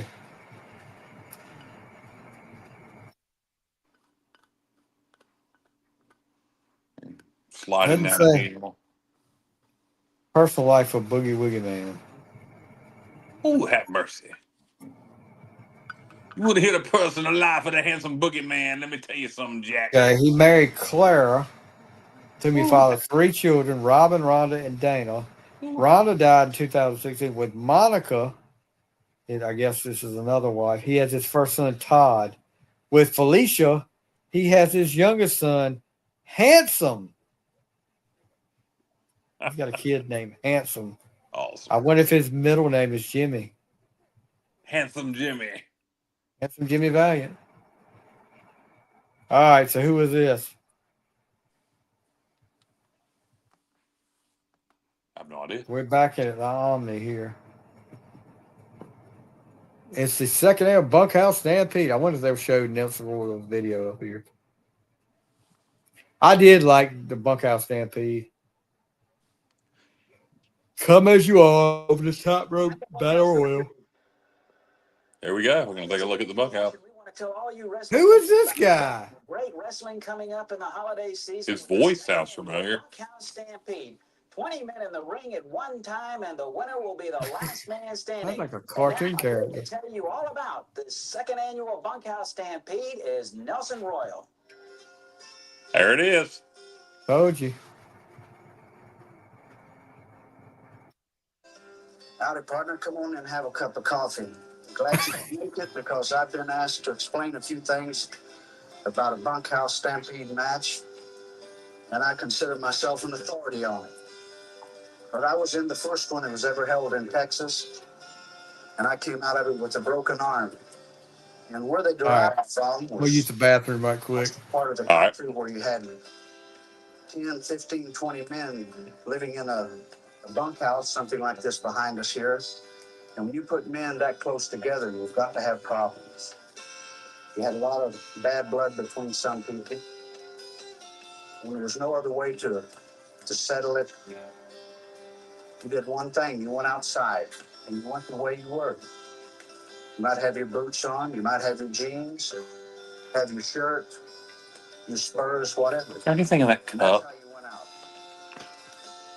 And your winner of something like that was the man who was left standing. And now they've come along, like I said, a few years ago, and they had this Bunkhouse Stampede. Dory Funk Sr. had it in Texas. And it's one of the wildest things you'll ever see in your life. The second worst thing that you can be in and most dangerous match is a battle royal where you've got 20 men in the ring, and the only way that you can be eliminated is to be thrown over the top rope. Well, you take these two and you combine them, put them together, and you've got something that's really a deadly match. Because money, greed, and bad blood make things a lot tougher than what they really are. You were all listening to Nelson Royal right now. Tell us about what a bunkhouse stampede match is. Stevie will be back in a minute. If you're watching along with us, Starrcade 86. There's nothing to stop a man from doing anything. All right, I'm back. All right, I'm listening to the poetic voice of Nelson Royal. Oh yeah. Who is that? Dusty's got over there. Is that Paul Jones? Yeah. Yeah. There's no such thing as a friend when you're in that. You have to watch your back, your front, everything. Bull of the Woods. Bull of the Woods. You're in danger of being hurt. He didn't throw him over the top. No. Flying around in the ring. Maybe he wasn't in the match, actually. When there's money involved, there's a lot of things can happen. This is horrible. I'm sorry. It is horrible. The last man standing at the middle of the ring. I mean, he's explaining the rules, but Last man standing. Why? Why do it this way? That's a problem. And believe me, when you I want to know if there's anything in his coffee cup. this match is to throw you over the top. You're the last man standing in the middle of the ring. Brother, you can call yourself the bullet. You are the man. I don't think Dusty ever lost one of them. Because he's a bullet of wood. Coming in December. Also, we should be watching the Bunkhouse Stampede tonight. So they did back-to-back pay-per-views during that time? No, they didn't. That wasn't a pay-per-view. Well, it was closed circuit TV. No. No? Hey, and when they did that the first year in '85, I think it was a one-night event. Yeah, but 86, where was that going to be at? All over. They did them like all over the place. Okay, so it's coming in December. Okay. Yeah. They did it like the whole month of it. It was kind of like the Great American Bash, but yeah. Okay. Not as high profile as the Great American Bash. So they're advertising the Crockett Cup, the second Crockett Cup, which I love the Crockett Cup. Jim Crockett. Why they did away with that? Tournament. Tag team wrestling fell out of favor. You know, in the 90s, when it made its comeback in WWF and ECW, you had Harlem Heat and WC. I'm just now seeing the Jim Crockett promotion, so now you're ahead of me. I bet it's that Amazon commercial that gets people behind. No, I just saw the Crockett Cup thing, but they were talking about it. I could hear them talking about it before. I'm in the control center again. Yeah, that's where I'm at right now, but the cartoon character sounding guy.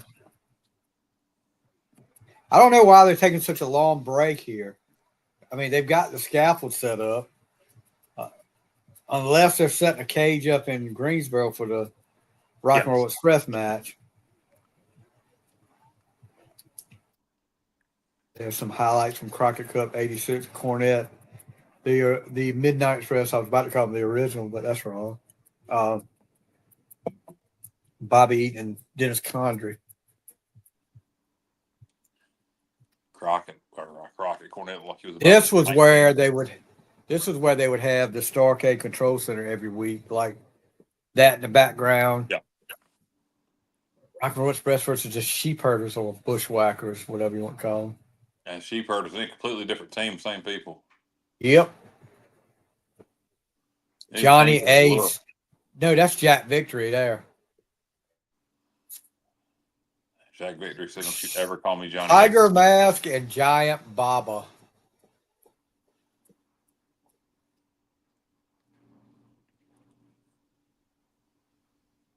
Look how big that dude is. He's a giant. What a kick. And that ended the match, too. Yeah, I'm sure he didn't do many moves. Andre. Double your pleasure. Double your fun. It's double mint gum. Second annual Crockett Cup. I had that. I've still got that VHS tape, actually. So where was that from? What? The second Crockett Cup. It was they had it in Baltimore. Okay. I'm thinking, wasn't there one in Greenville, South Carolina? That was 88. They did it one night in Greenville, South Carolina, and then one night in Greensboro, which was stupid. I don't mind that. Ooh. Yeah, that was good selling right there because Ronnie Garvin, if you see it, Ronnie Garvin and Magnum fighting the Road Warriors in the tournament final. Ronnie Garvin had just got his hand broke by the Horseman, and his move was Hands of Stone. He hit one of the Road Warriors, Hawk, with it, and didn't realize what he was doing and hurt his hand. Look at Magnum after the bell, slugging out with Hawk. All right, we talked enough about this. Let's get back to the show. We've got a really big show for you tonight.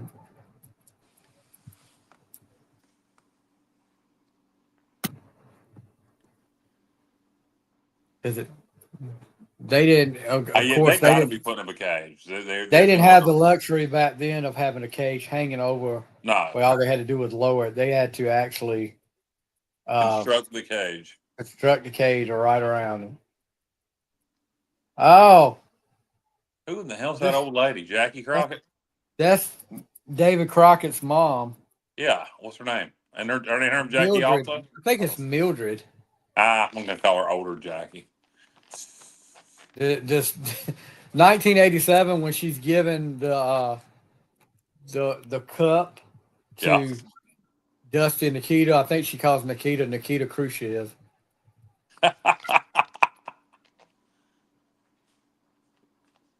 You know, you hear Conrad and them talk about where the cup is.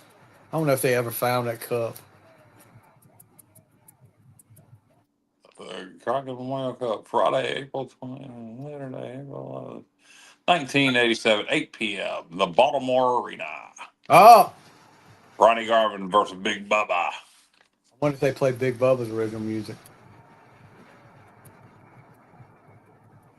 Dun, dun, dun, dun, dun, dun, dun, dun, dun, dun, dun. Nah. That's Ronnie Garvin coming up. Yeah, I know, but they're not going to. You don't think so? Peter Gunn? No. Come on. I want to hear what kind of crappy music they play instead of that. And again, why don't they just play Ronnie Garvin's entrance music from WWF? Did he have her? Yeah, and I think it was something like more like classical sounding, if I remember right. Remember, Ronnie Garvin used to throw that towel out in the audience, and that night of the first time I went to see one, me and my cousin, when he threw it, we jumped over about 4 rows trying to get to it, and no way, we didn't get it.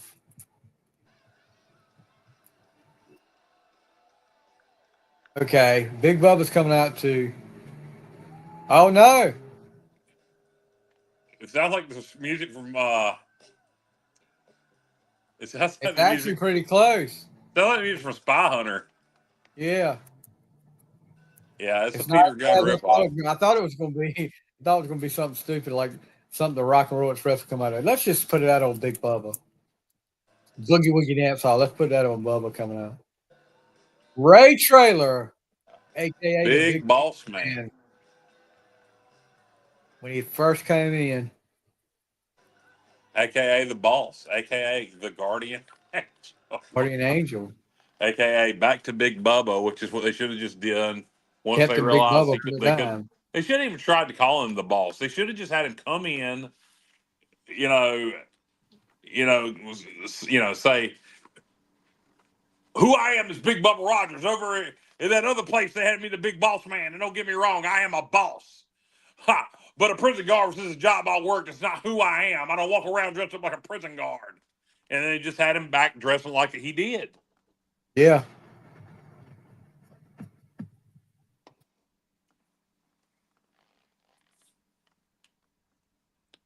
Cornette. Jimmy.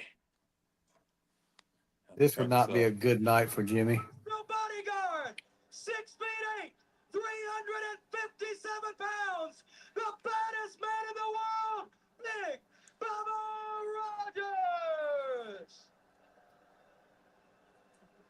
Ladies and gentlemen, this is a Louisville street fight. Young Tony There's Schiavone. no time limit. The battle. Oh, Louisville street fight. Yeah, I know. When they're gonna have a LaGrange street fight, Kyle? that was Cornette. That was either Dusty making fun of Cornette or, well, I wonder if it was going to be like you always call a street fight in the city like that Greensboro street fight doesn't sound. Yeah. Yeah. So look on the Louisville street fight. You're Dusty now. Hey Jimmy, we call it Louisville. Got a Louisville street fight. Daggum, Garvin must have had that towel loaded with water or something because he threw that a mile. Look at old Bubba. They really pushed him quick too. Yeah. Because he was 1 minute he was a enhancement talent, and next minute he comes out and he's Big Bubba the bodyguard. And I remember the night Dusty hit him with a chair over the top of the head and then he didn't flinch. They were like, oh yeah, he works in enhancement talent, and Dusty saw him and said, "Hey, Kia, go home. Go home for a little while. We got something for you."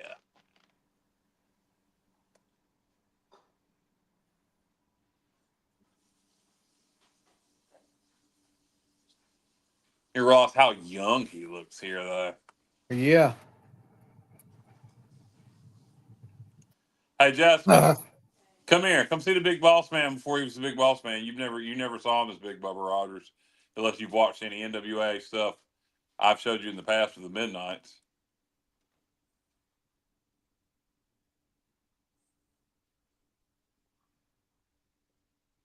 Do you remember Ronnie Garvin when he was Hands of Steel, when he was in WWF?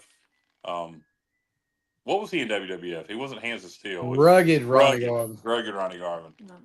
He had red tights, and he used to wear a white towel, or sometimes he wore yellow tights, and he'd wear a white towel around his neck. What is Cornette going to tell him? You grab him.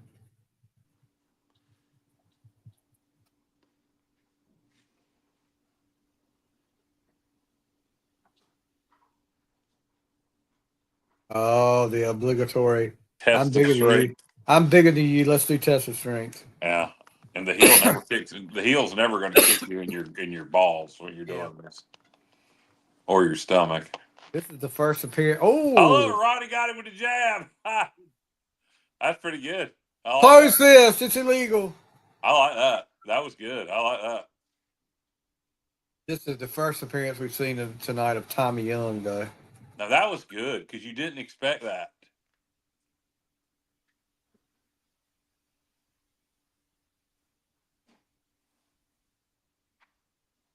God, he looks young. Oh, he didn't. He was in his 40s when he died. Yeah, I know, which is insane. Yeah, I know he was young. You just he was when he wore that sunglasses and that hat, he didn't look young. And then when he got in WWF, he had his hair cut shorter, and there was something about him with the shorter hair, and he was a little more muscular. He didn't look as young, even though it was only a couple years later. I mean, what year did he debut in WWF? Late '87, or was it early '88? I think it was late '87. This is '86, so this is no more than a year to a year and a half from when he debuts in WWF. Because they sent him midway through '87 to UWF. He wins the UWF heavyweight championship. Yeah, so was it '88 when he debuted? Hold on, I'm getting ready to tell you right now. '87. What month? He joined early '87 because April 19th he won the heavyweight championship with one-man gang. No, that was in the UW. What now? In tag team. He left. Crockett bought UWF, and they sent Bubba down there in '87. Right, yeah, and he won the world title in April. But at what point did he debut in WWF? Because that was when he was in UD. He was world champion in April. May '88. May '88. Yeah. So you said it was '87. I thought I was wrong, man. Okay, he debuted May '88. Okay. He loses the title to Dr. Death, and he actually, I don't know if you know this or not. You remember JJ getting hurt in the first War Games? Yeah.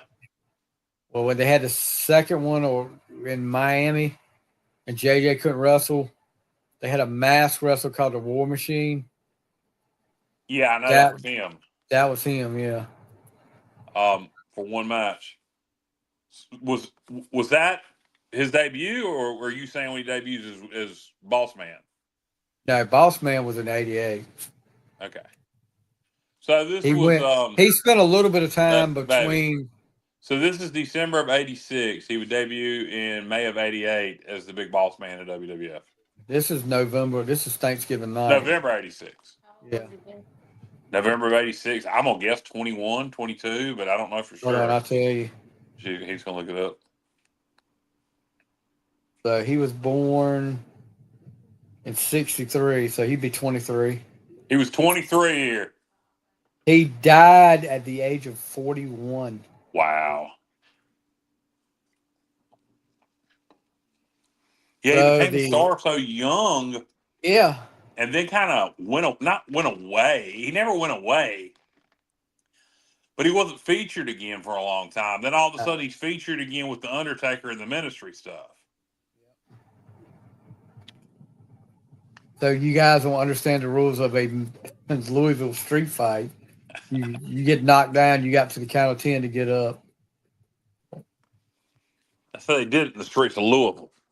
Yeah, that's how they did it back then. Cornette was slugging it out in the streets of Louisville. So did Cornette?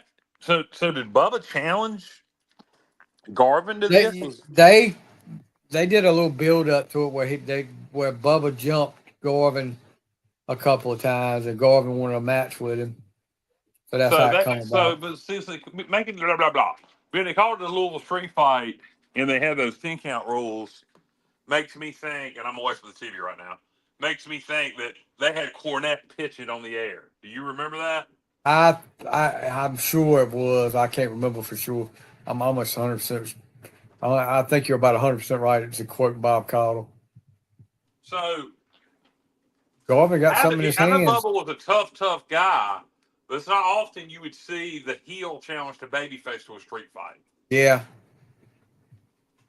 Damn, Garvin brought out some green, looks like telephone cord. He's tying him up.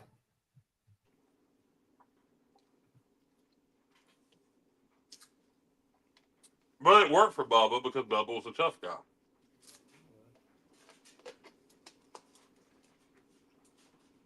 That pushed him back in the ring. Let me ask you this. Go ahead. Oh, I'm eating something. Ronnie Garvin's got color, so does Bubba. If Bubba stays in the NWA, of course they send him to UWF. But let's say, he doesn't go to WWF and he goes back to Crockett. And they put him back with Jimmy. And, this is before or after babyface Jimmy. This is heel Jimmy, so Bubba's a heel again. Still a heel. At what point do you? What I think would have eventually happened is they'd have had Bubba turn babyface and had him turn on Jimmy. Like, oh yeah, I'm sick of you. Just like the Boss Man. Yeah. Like, damn it, I gotta wash this shirt and I've got blood on it. Slick. But that's not really. That's not how Boss Man turned babyface. I don't remember how they split him. Boss Man turned babyface because of DiBiase. Right. And Slick, DiBiase. DiBiase, yeah. But Slick, yeah, that's right. That's right. He paid him to steal Jake the Snake's snake. Yes. And he said, I don't break the law, boy. Yeah. Yeah.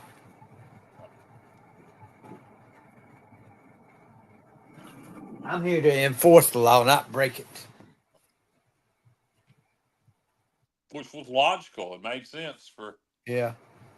It's a good idea for a babyface turn. Oh, Lord. Look how athletic he was for that size. That's a little unbelievable there at Garvin. Yeah, but the fact that he could take that bump. Oh, yeah, and he flipped over, yeah. He was so athletic for his size. The move for a big guy, too, boy. The Imagine boss man. if he actually hit the gym with his natural athleticism, he could have been freaking amazing. I mean, he was Yep. amazing, but That boss man move where they try to throw him into the turnbuckle and he slides up on the ring and then yes, slides right back in. yes. That was awesome. How big he is. Like I said, just think if he Yeah. actually hit the gym. You remember when he dropped weight, so much weight when he was boss man? Yeah. That's when he But was at his best. but he still never really hit the gym. It just like he lost No, weight. he didn't have to. Yeah, but imagine how athletic, how great he would have been physically. Yeah. And he this move. This was his finisher right here, but he ain't gonna make it.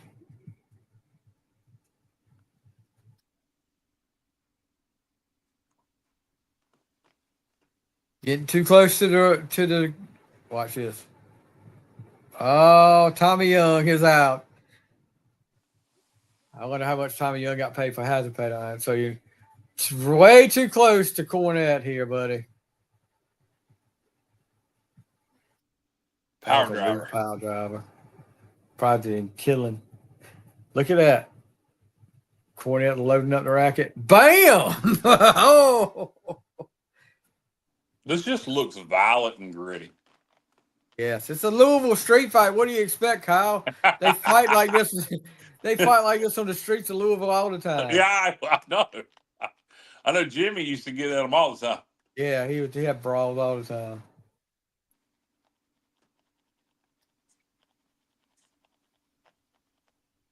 Look at. Hey, you need to tell them the first one to get up is going to be the winner.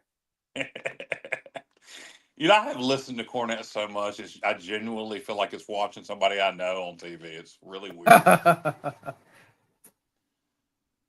Cornette ain't through yet either.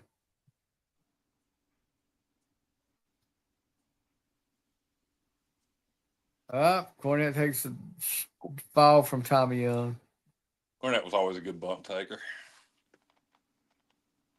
I would say the second best bumping manager of all time. Agree or disagree? Oh, yeah. So you think he's 2 or 1? I'd have to get 1. I know. Heenan was a better bumper than him. No, this guy blew his knee out. We'll see that later on. Uh-oh. What happened? What did he do there to Gorman? Hit him with a racket across his knee while he was getting up. For a non-trained wrestler, I mean, of course he was trained over the years, but he didn't get in the business to be a wrestler. He's an incredible bumper. And the color he took when the original Midnight Express jumped him. Yeah, I think he's the greatest manager in wrestling history. I think Heenan's too, but I think Heenan was a better bumping manager than Cornette. Cornette would say Heenan is better than him at everything. So. Yeah, he ain't gonna. No, he would say he's second best. Damn. That was a weak power driver. Who's 3? Who's the third best? Woo. God knows who is. I think you got to go Heyman because of his modern stuff. Yeah. I think Heyman was already good as a manager, but because of his modern stuff, I think you got to go number 3 for him. I don't think he would have been number 3 prior to his modern stuff, though. But I think that definitely puts him number 3. And you can even put him in the argument for all time. Then after that, because of character and because of people recognizing him and because of uniqueness, Paul Bearer.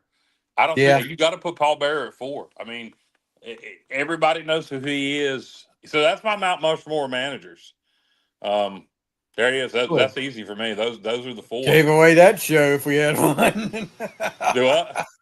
I think you just gave away that show if we had one. Yeah. I mean, Jimmy Hart, is right up there. He's all right, but he don't beat the ones you said so far. His babyface manager stuff is what hurt him. He's horrible with Hogan. Then I think Slick's really good, but Slick wasn't around long enough to be put in that level. I think he's extremely underrated. I hated Slick. He was good on the mic. Why is Slick not talked about more? I don't know. Maybe because he threw that girl on the floor in the figure four because he's a jive so bro. And He always lies to his friends. That's probably why he doesn't get talked about because he always lies to his But friends. seriously, did you think Slick was as good as I did? Slick was good, yeah, especially when he had Boss Man and the King. Yeah. All right, so first blood match, Dusty and Tully. But that's it. I don't know. I mean, JJ was good, but JJ no. would bump. Yeah, but He bumped all the time for Dusty. JJ was good, but to me, shit, JJ didn't make anybody around him any better. He didn't. Sherry's good. She should be considered up there. She's the best women's manager of all time. Ain't no doubt about that.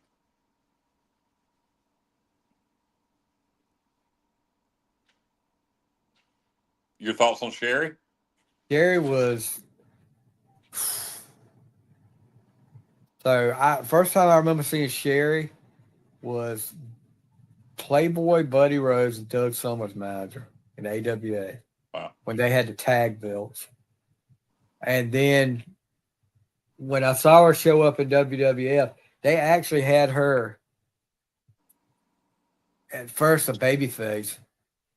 Then she went heel, but she was going against Moolah. And I was like, you can't turn Moolah babyface. No. But Sherry was great. Tully. Yeah. I got Tully on the side of my head, boy. I'm badass right now. Dusty You know who managed Sherry Martell? It was the first person he ever managed. Who? Jim Cornette. He managed her in Memphis. Right, I did hear that. Yeah, for a tag match.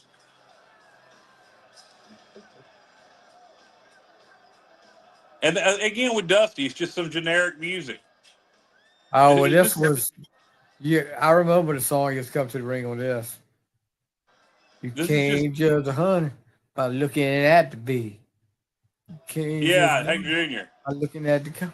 You can't judge a book by looking at the cover. Yeah, they should buy the rights to that for Dusty. Cody needs to get on them about that. Song sound like. No, that's not good. Not for Dusty. I mean, just fucking use Common Man. I don't even think in this situation I'd use Common Man. He's working hard with his hands. American Dream. Oh, he's a common man. Of course, that was big. For the man. Wearing that Magnum TA t-shirt. This was shortly after, probably about a month after Magnum was in that wreck.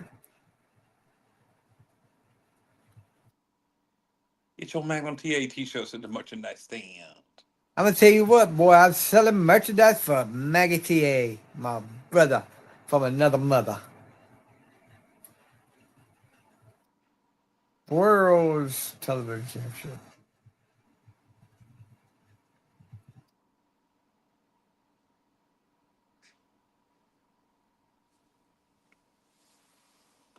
Electricity in the ring there, buddy. Electricity personified, if you will. I have my mellow yellow with my picture on the side Now, of the if can. you'd asked me right now, still looking at JJ's Dillon's, I would have said he was 58 years old. Right? Yeah, at that time, yeah. I still think he looks like he's 58 there. He does. That's what I'm saying. Yeah, he was what, 38 probably? 42 at the most?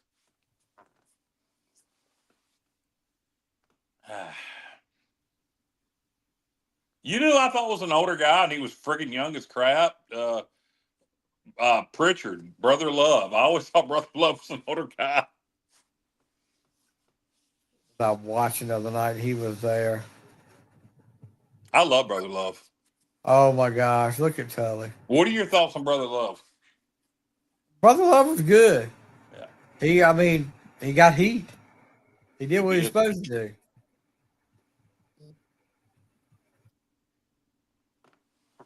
I love you. Freaking headgear for Tully Blanchard.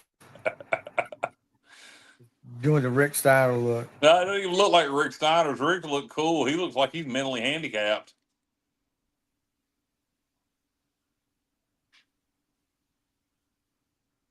It looks like he should have a chin strap to prevent drooling.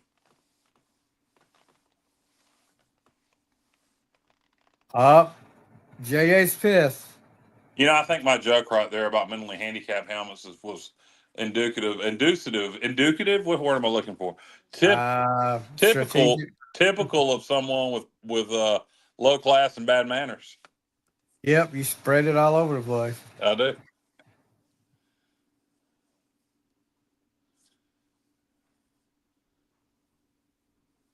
Wonder. We'll have to discuss that off the air. Not that. Well, that may get back to. Well, we'll talk about it off the air. Hebner getting into it with Tully, and look, JJ and old Dusty, bam, Dusty with the elbow on JJ. That was one of those scenes you saw replayed a lot. Shucking and jiving, there's old big Dust looking like me when I'm about to go get in the beer with Jessica.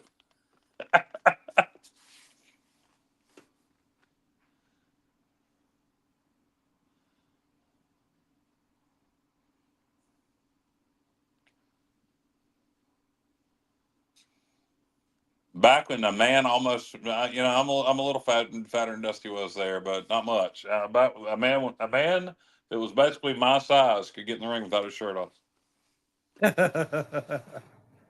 Dusty was scared with a humongous birthmark too. I got one too, but I got bigger boobs than Dusty though. Take your word for it. I'm more like Abdullah. So JJ's busted open. Abdullah the Butcher. You carry a fork around with you everywhere? I do, yeah, I do. In case I get hungry, I need to stab somebody who serves two purposes.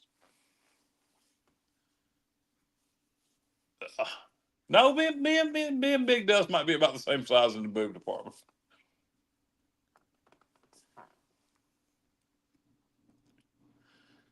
Look at JJ's Dilla. JJ's Oh my God. Well, how did he get busted open? From Dusty's elbow. Yeah.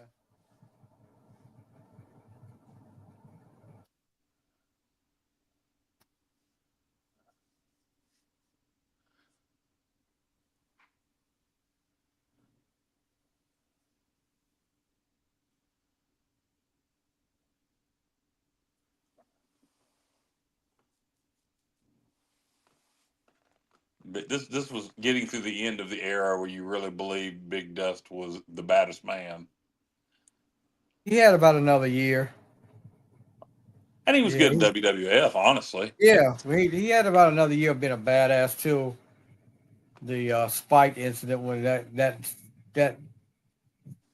got him out of WCW or NWA. Yeah. And that's what people forget about his WWF run. Everybody remembers it for polka dots, and he wasn't the top guy or even one of the top two guys. But he still got over. He was still a big star. People loved him. I mean, that's what Jessica thinks of as Dusty Rhodes. She don't know any other version of Dusty. Yeah, look at him. You don't know this Dusty in the ring.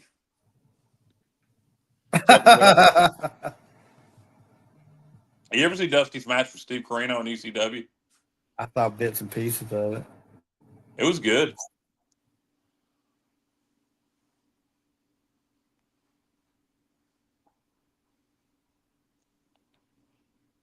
I have to pick an ECW pay-per-view for us to watch. Yeah. And see if it holds up. I just remember looking at the Tully thing on the side, seeing the highlights. Because Crockett was obsessed with using one song to do the highlights of all these matches, like Starrcades. Far From Over by Frank Stallone. Every time they did a little video segment, it was that song was played to it. Is that Sylvester's brother? Yeah. That is weird. And that song, Far From Over, was from the Staying Alive soundtrack. So hip John modern Travolta. stuff. Stallone, I think Stallone had something to do with that movie too. He was a producer.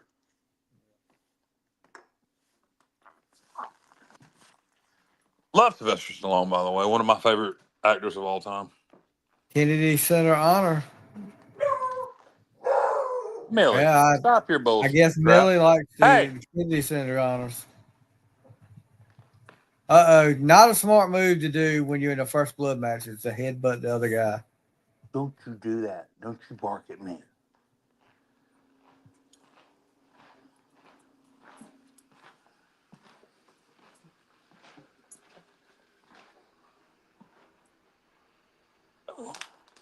My dog's suddenly barking at me for no apparent reason. What are you doing, Millie? Here we go. You not a friend of Starrcade? Look at I got you. Tell her I get the elbow right here. Maybe she's scared of Stevie's voice. Look at him. Look at him. He's busted.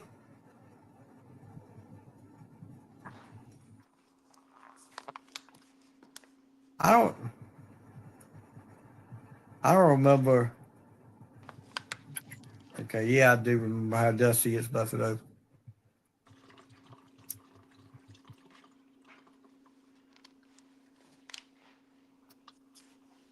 Stevie, in honor of the late 80s and watching NWA wrestling.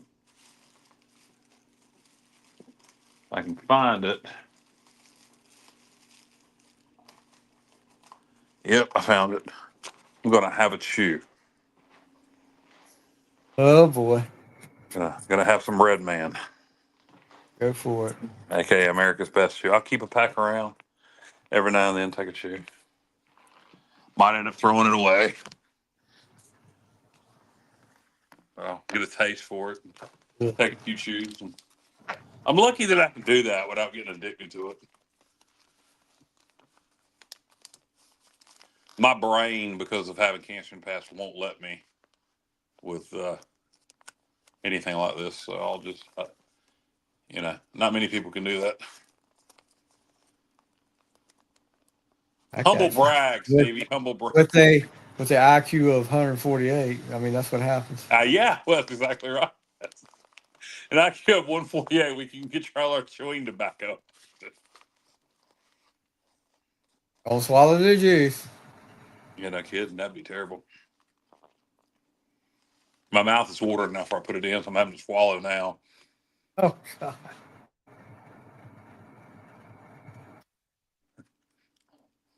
Please don't take that clip and highlight it. I will. I just realized what I said. Let me timestamp this and remember that. I don't think I'll play that on the Sports Objective Sunday night. I don't blame you.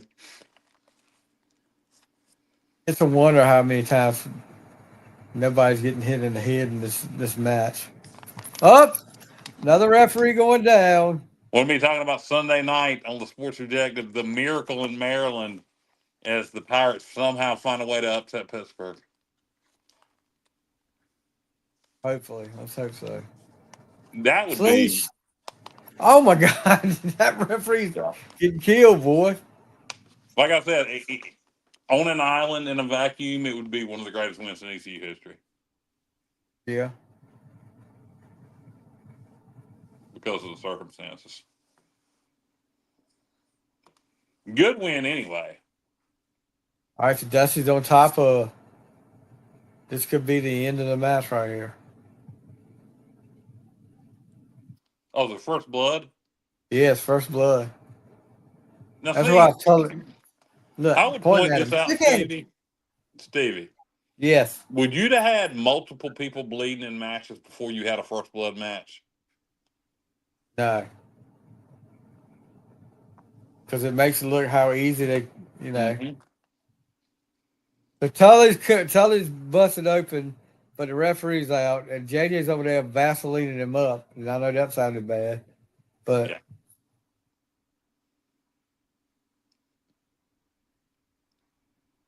So that's dumb. And that's the kind of stuff like that you didn't think they screwed up back then. And this is something that it really takes away from this match.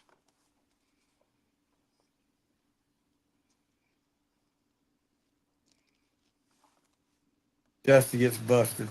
Of course, he's laying right next to the referee when Hedman gets Almost up for like his he's play. telling him, hey, look at me. Look at Hey, me. look at my face. Is that blood? Let me rub it. What does that got to do with it? No, somebody came out there and squirted ketchup on his face while you were out. Tully wins the belt. Look at Dusty yelling.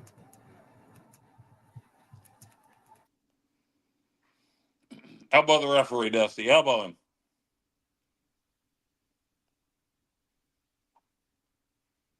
No.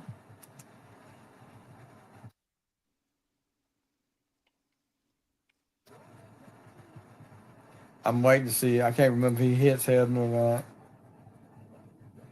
I would just get out of the ring at this point if I was Hebner. Pushed him. He's out of there in a hurry.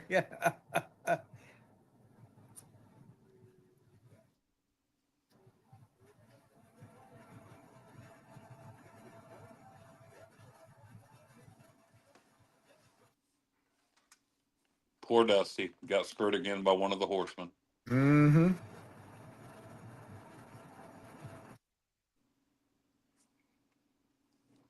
Coins. Everywhere. What do you think all those coins came from, ref? Yeah, where are these coins? People are giving you a tip. They must have threw coins at me while I was unconscious. Hey, people were trying to tell me how good I was when they took coins. They must have been trying to revive me by hitting me with coins. These cans are defective. How much does that guy weigh? What's that girl screaming at? Hedman's like, Jesus Christ. If I take another shot, then I'm going to kill somebody. Oh, is that Oh, yeah. ketchup? No, Is that no, it's not ketchup? ketchup. It's not cherry syrup. Cough medicine, cherry cough medicine. And, Garrett. and Bob, it appears that Dusty fell into a pile of cherry fruit pies. Might be right. You're 100% right.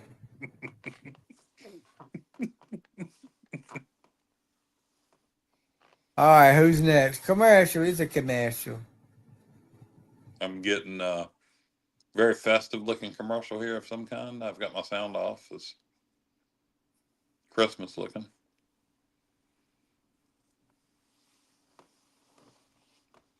You ever chewed any Red Man there, Stevie? One time in my life, bud. What brand? And it was the Was it last Red Man time. or a different brand? It was Red Man. Out of the pouch? Yep. And I would never do it again. How much juice did you swallow? Ugh, enough to get me running around the house. Well, see, what you do, you put in your mouth. Make sure you don't chew it on an empty stomach. If you ain't used to chewing. Put it in your mouth. Put it in your cheek, right side, left side, whatever side you prefer. Between your cheek and gum. You can put your teeth on a little bit. And just let it sit there. Kind of suck on it, chew on it. And spit. Don't swallow. You cannot swallow. Spit. And it's still going to make you drunk-headed. You ain't used to it, you're going to feel drunk-headed. Here we go. The Night of the Skywalkers. I've tried to get Jessica to chew. She won't never try it.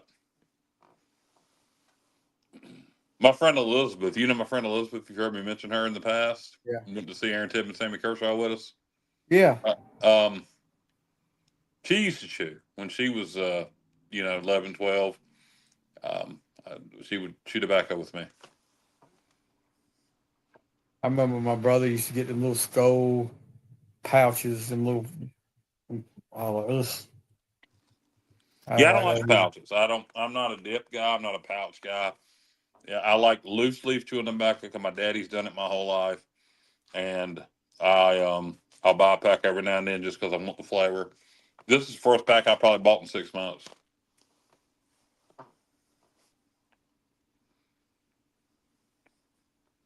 Here comes the Midnights. I eat prunes because they remind me of the taste of chewing tobacco. Later on, was it? Do it now? You ate prunes? I eat prunes now as an adult because they remind me of the taste of chewing tobacco. It's a very similar flavor.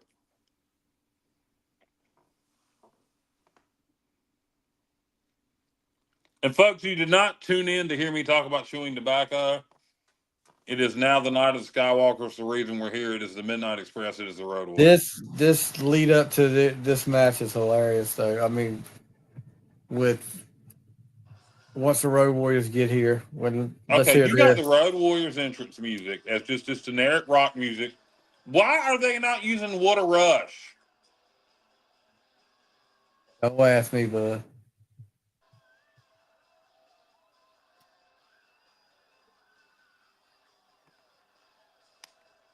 That is Yeah, completely idiotic. this takes a while. But once the Road Warriors get in there, it takes a while for the Midnights to get up the scaffold. Yeah. It's so hilarious. Look at them guys at ringside. Give me a high five, man. I just got shot up with steroids. I can't do that. Oh, he broke the scaffold already.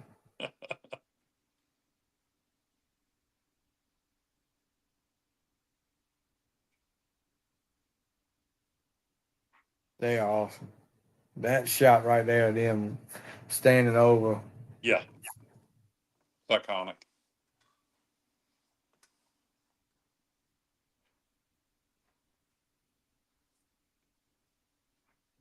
And they had to go up there and show them no fear, even if they were scared, because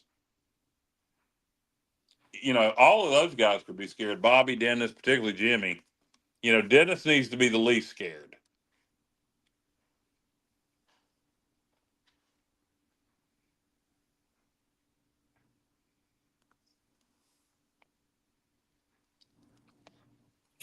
And the You ever Road hear Warriors Jim just tell the story about how the rock and roll saved him in the Midnight from a bunch of fans? I think in Tulsa. Yeah, I may have, but remind me. They were cornered outside of the building. Fans had them surrounded with bottles and knives, and they were like, "Holy crap!" Dennis was in front, and they're about ready to try to fight their way out of it to the car. And here comes Ricky and Robert around the corner with their car, ran through all the fans. They all scattered, and Jimmy and Bobby and Dennis jumped in the back of their car, and they hauled ass. Look at the Road Warriors just walking there around up there like it ain't nothing to it. Could you imagine if any of the fans realized that was Ricky and Robert? Good gosh. Yep. They would be crushed. Yep. What? They'd have to turn Ricky and Robert heel. One or two people said, "I think that was Ricky and Robert." No, they'd be like, no. They couldn't. They wouldn't be riding with it or trying to help them. Yeah, exactly.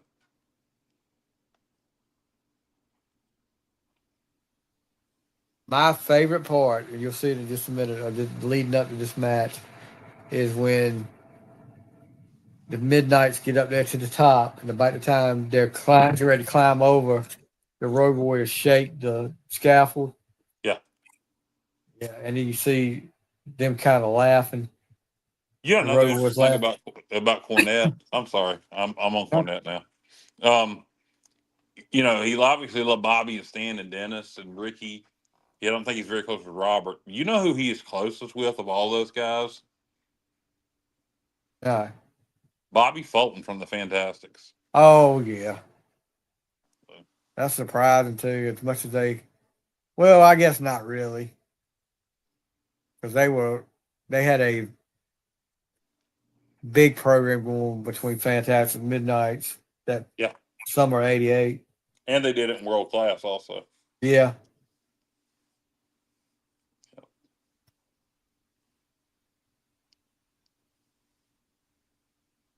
But him and Ricky are pretty close. And I think, Bobby's dead. Him and Dennis talk.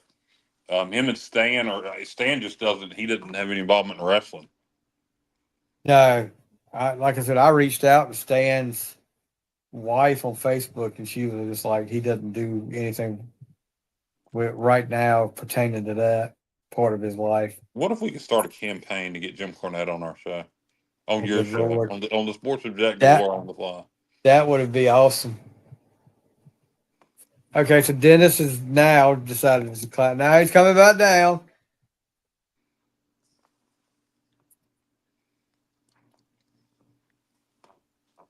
Oh yeah, he get canceled for that today.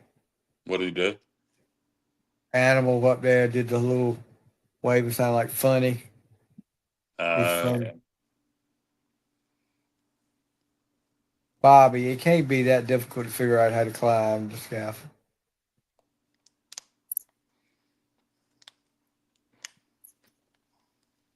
Yeah, Dennis has to be the least scared. Yeah. And that's what they're doing.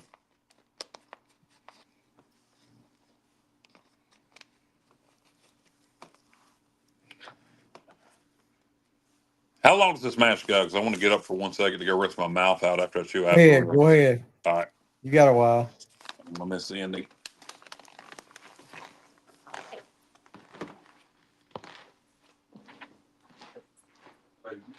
Here we go, Jim Cornette. It's stupid.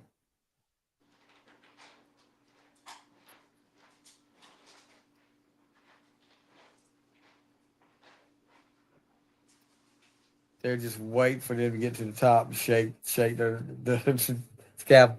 This scaffold was like 20 feet in the air. And I remember as a kid thinking this was just the highest thing ever. I don't know how they're going to do this without somebody getting hurt.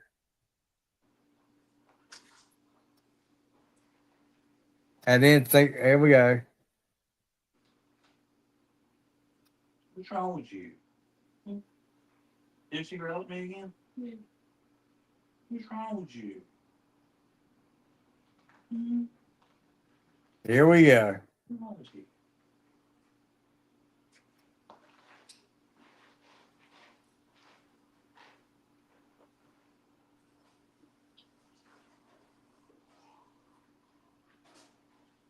What am I talking? So here we go.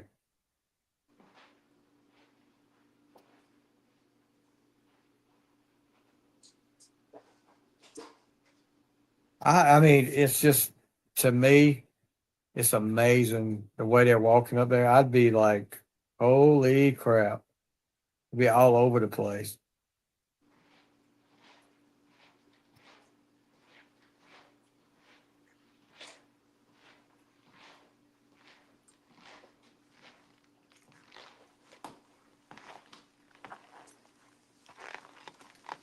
Pretty much the Road Warriors dominate right now, but you're about to see, well, Eaton with a shot. Yeah. You haven't really missed much yet.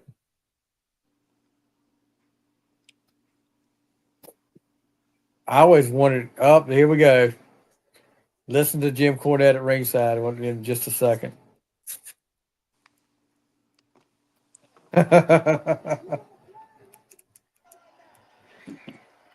Here we go. He's not through yet. More powder. Yeah. Listen to Cornette.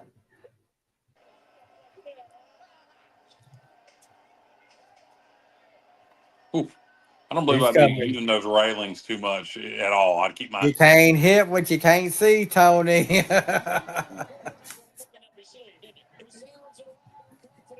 I'd be scared if I had powder in my face up there and you couldn't see. It's really not. Yeah, but still, you lose your balance.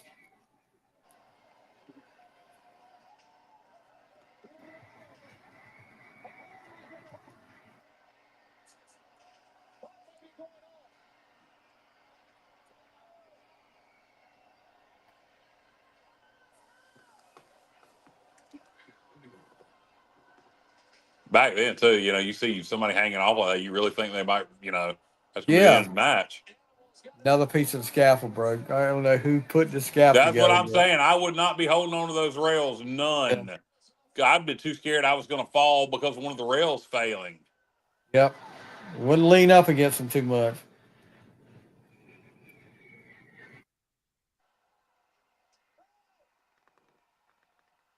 Look at this. Oof. Dennis, what are you going to do? He's already. Watch his face when he That is recovers. crazy because Bobby does not look. He looks fat. I mean, Watch his that was face. Look. dangerous as crap. I don't think that was supposed to happen right there. Yeah, that was dangerous as crap. Yes. Bobby would have missed that just a little bit. It would have been Alabama splat. Yep. It would have been Jim Ross. My God, he's broken hair.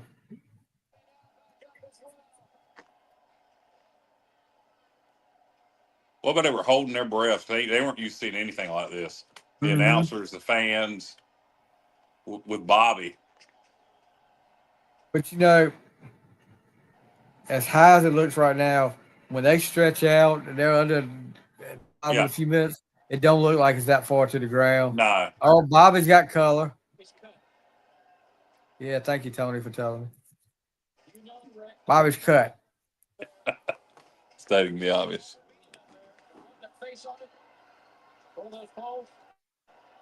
I don't know how they didn't turn Bobby babyface after doing that. I don't wait.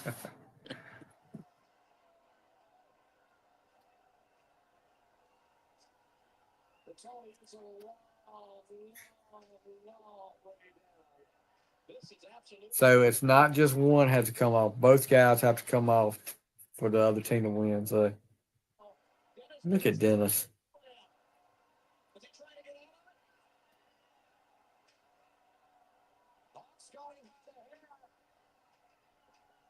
Jeez.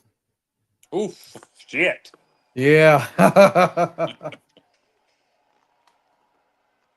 I wonder what their pay was for this match. That's a good question.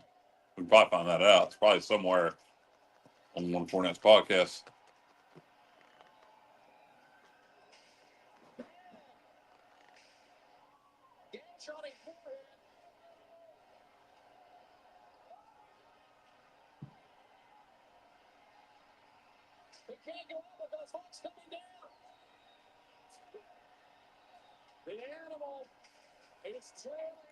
There ain't no coming back. Look at Adam sitting there. What's he? No, he ain't gonna clothesline him. Oh, I reckon he did. Look at that though. One arm.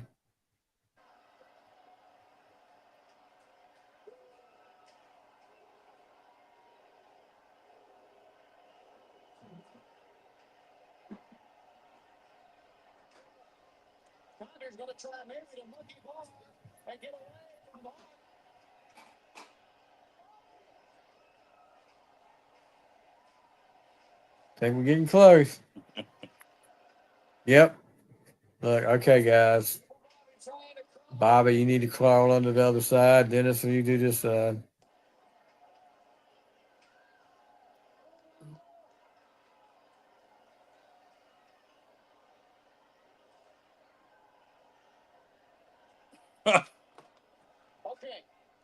What did he? I mean, Dennis is trying to get away.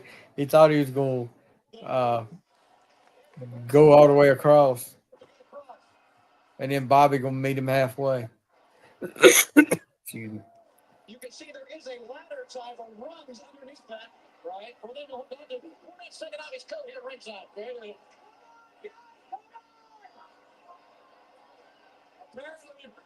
Bobby Eaton had much the same thought in mind.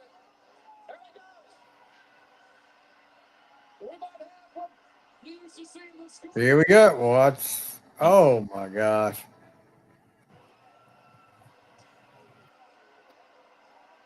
Oh boy. Oof. Ah. Those are some big boys be taking them bumps Yeah. like that. Knees could be screwed up easy.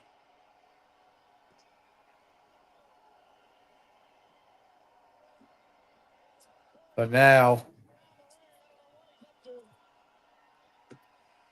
Fournette tries to bust Paul Ellering with the tennis racket, gets it taken away from him. But then he crawls in the ring. But he gets he's getting chased I don't up. know why he would do that. Why? Why would you go up?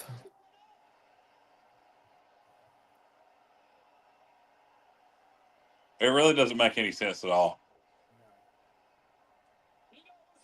I'm going to go to the highest part of the scaffold.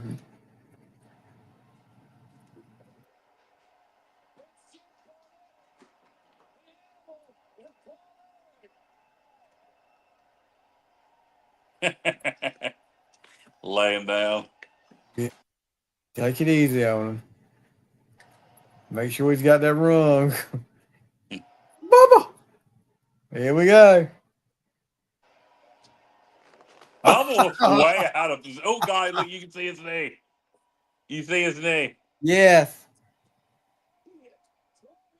Look at Bubba like, God, no. I done screwed up already.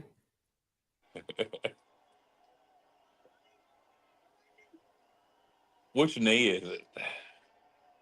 Gotta be The the right knee. right knee.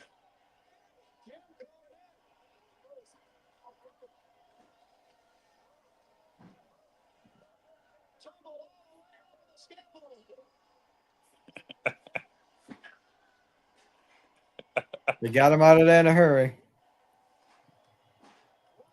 Bubba! Bubba! But you know what? He stayed in character the whole time. He could have said, damn you, Ray Trailer. Damn you. He called him Bubba all the time. Yeah, he called it Bubba. No, I mean, in real life, he always referred to him as Bubba. Oh, yeah.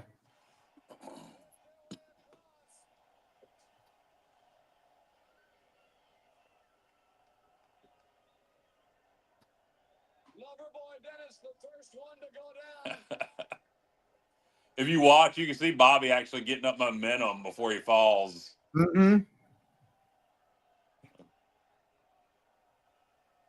Which was smart.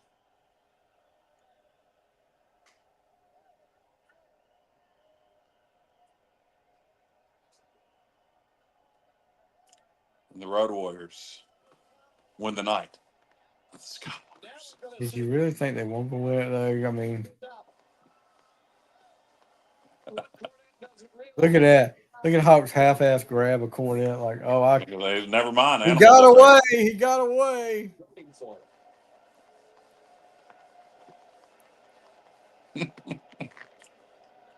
And Bubba just is so out of position. Yeah, look at it. He's looking up. You see him look up right then? All right. He said, you got to get out of the ring. Out of position. I got to be in the ring. I got to be here. Look, looking up. Looked up again. Look out. Look, he's trying to hold on. Bubba. I mean, it would have made sense for this just to have him going, Jimmy, I'll catch you. Jimmy, I'll catch you.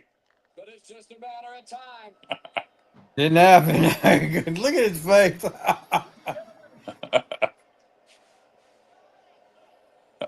Once again, the winners of the match, the Legion of Doom, the Warriors are punching forward.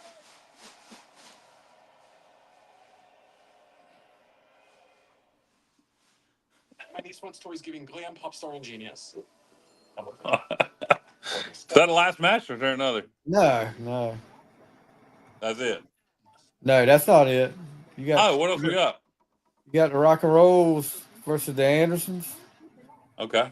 And then you got Nikita and Flair. Okay. You remember what happens in the Nikita and Flair match, don't you? Not off the top of my head, no. Tommy Young's involved. Tommy Young, Remember what? Tommy Young is involved. I told you about it. I don't remember. Like I said, 87 is the Starrcade I watched over and over again. The wardrobe malfunction for Nikita. I still don't Where remember. his privates pop out and Tommy Young has that's a yes. Hold on, let me get a drink right quick.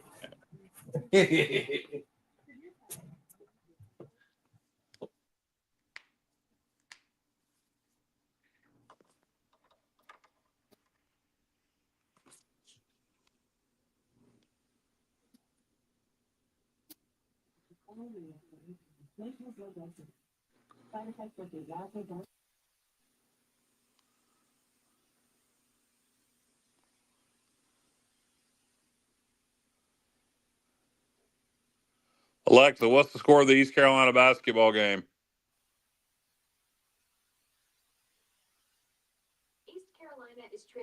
Carolina 84-46 with 3:35 left. Good God.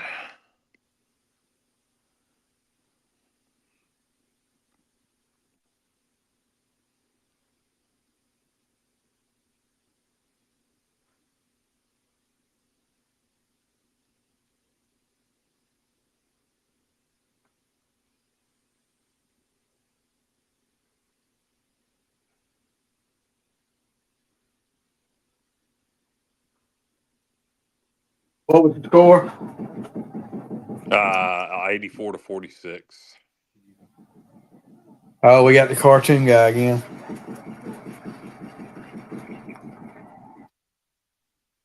To be sure, they already got. Oh, baby doll. So now we got AI creating fake stories. So there was, suddenly it was Connor's not entering the portal. He's coming back as an AI story. Who? Connor, our tight end. Oh, I'm glad they made the story with him and not Hauser.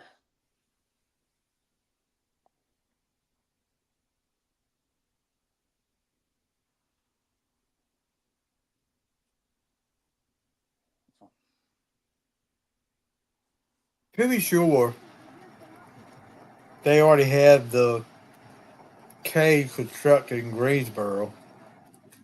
You would think. That was in Atlanta where they had it.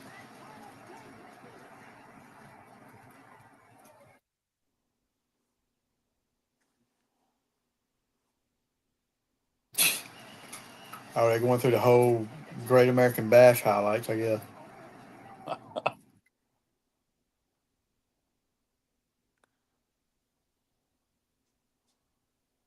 Yeah, they got to be killing time for something. Precious with spray him in the eyes. Why she didn't?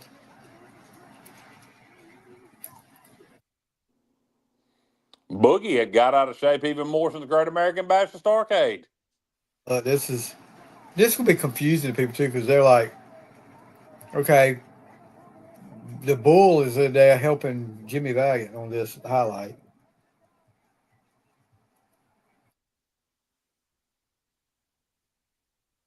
Oh yeah, this one Shaska lost his hair.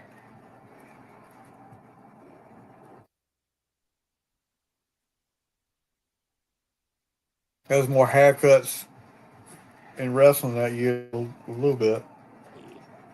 It was an overused gimmick at the time for sure. Mm-hmm. Make him look like Mr. T.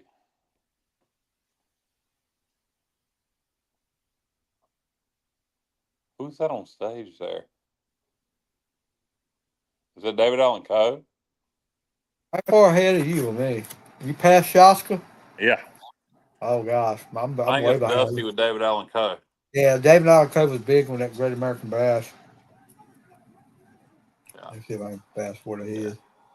Yeah. Oh, is Dusty one? Yeah.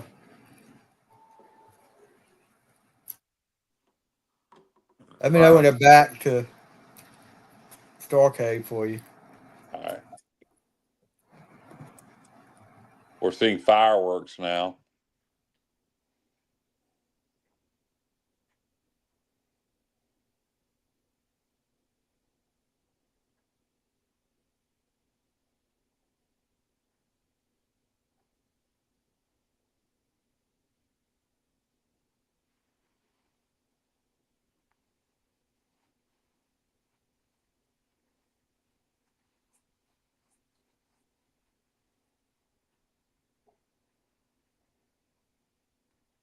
Back to So Starrcade yet? Dusty beat Flair for the world title there. Oh yeah, yeah. Is that on 4th of July? No, it was like late July in Greensboro, if you will. If you will. I held the belt for 2 weeks. Is that it? Yep.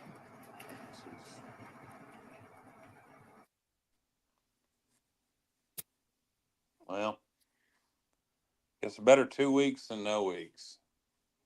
And also, obviously a multiple time world champion.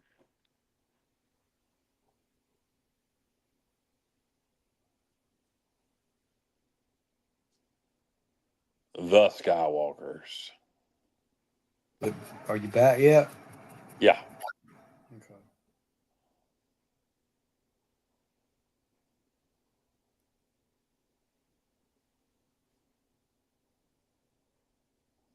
The arena just went dark. Yeah.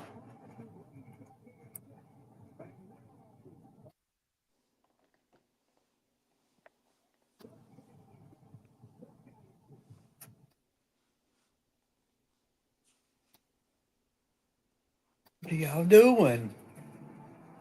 Why are they showing credits? That's a good question. I mean, I know he just said something, but Is that the end of the show? I think he just was announcing the people that are behind the scenes. I think he's just showing that now. Wonder how many people thought this was the end of it. I know. Everybody, oh, well, good night. Doug Dillinger on cameras. Skeeter Brawley. Yeah, you're a little bit ahead of me. See Floor if they got manager in Atlanta. in Atlanta. Director Tommy Edwards. See if they got Jackie Crockett doing Video, Bill Jackson, electronic Ernie graphics. Brenda W. Evans. Yep, cameras Jack Crockett. I wonder if Wahoo's at that video store. I remember seeing that at the end of all that. Grips. Yeah, what is it? What's a grip? Well, maybe it's like a fluffer. Nashville Network and TNN Nemo. That's one I used to see. What did they at the do end. for TNN? I mean, what? I don't know. They had a TNN up there, so evidently TNN helped them with something. Yeah, apparently. I always wondered why there was never any professional wrestling on TNN until ECW. I know. It always seemed like it was a good home for Smoky Mountain, USWA. Here we go. Rock and Roll Express with generic rock music, not Boogie Woogie Dance Hall, unfortunately. Which I don't think he had done that yet. He may have done the Long Branch concert, but he hadn't done Boogie Woogie Dance Hall yet. They have to. Look at that. Wouldn't they own the right? Wouldn't they own the rights to Boogie Woogie Dance Hall? Hey. Look at that. That freaking young Arn Anderson looking like he's already 40 years old.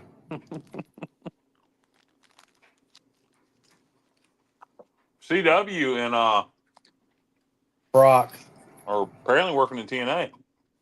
Yeah, I saw something about that. I'm gonna tell you what. That's awesome right there. What's that? Matching. They're matching everything with Ole and Arn. I thought for sure that Ole and Arn will win it that night. I was shocked. We should do. See how we like it. Might hate it, but we should do watch-alongs for the first couple of episodes of TNA on AMC. Yeah. I think it would. Nobody wants to watch WWE. Nobody wants to watch AEW. Raw and SmackDown are what they are. Warren. Yeah.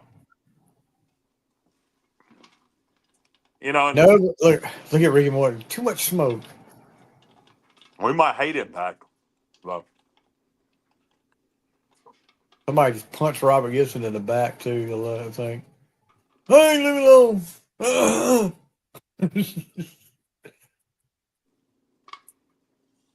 I think, if I'm not mistaken, this is the last night you saw those tag belts the way they were. They went to the blue belts after this.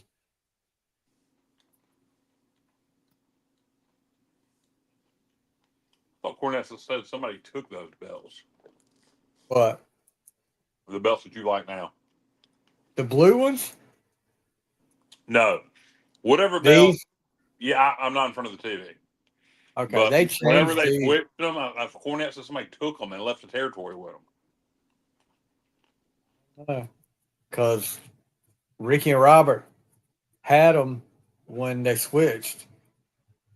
Right after this, matter of fact, it was right after Starrcade. The next time they were on TV, they told them they were giving them new belts. Okay. Unless somebody stole it out of the locker room. Well, maybe it was. I don't know. And maybe I'm thinking of the wrong story. Get ready to boogie. Listen to that crowd.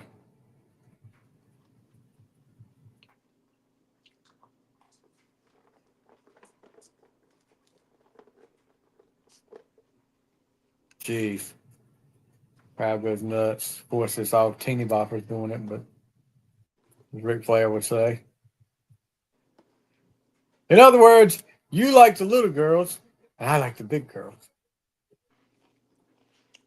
Is he calling Ricky Morton a pedophile? Ric Flair did, apparently. Yes, but Arm with that party in tobacco in his hair.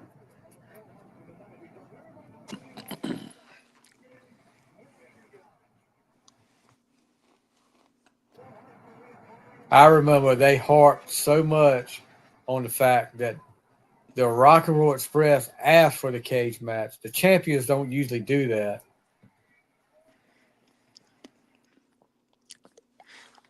yeah. Ole Anderson, God knows. What a rough looking dude. So who wins this match? Rock and Roll Express win. Okay. But it's brutal, dude. This is a brutal match.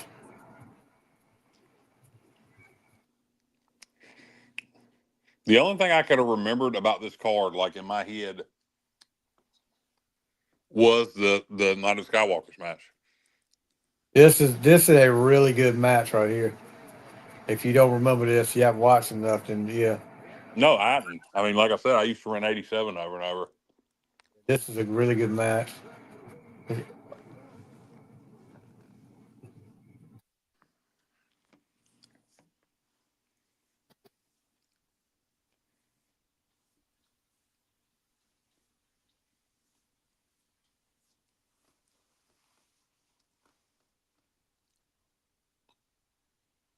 And another thing you always heard when the Andersons were fighting, how they always cut the ring in half, put you in their corner, and kept you in their corner.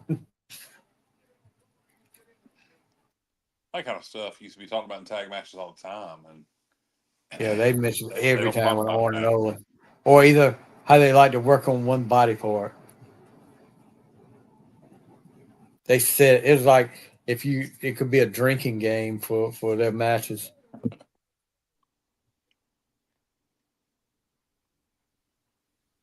Low blow on to Ricky.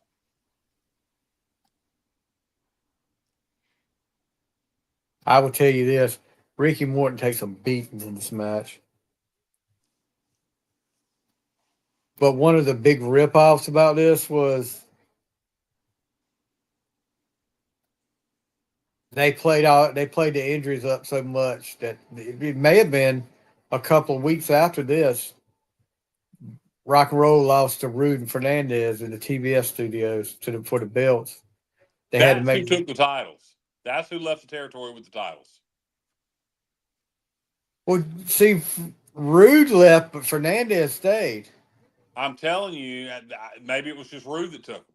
Rude must have took him because Fernandez. But see, they had new belts before Rude and Fernandez won them. Did they keep those same belts, or did they replace? Yeah, them? they still had the blue ones, just like that. I swear that's what the story is. It might be. Maybe I'm remembering wrong.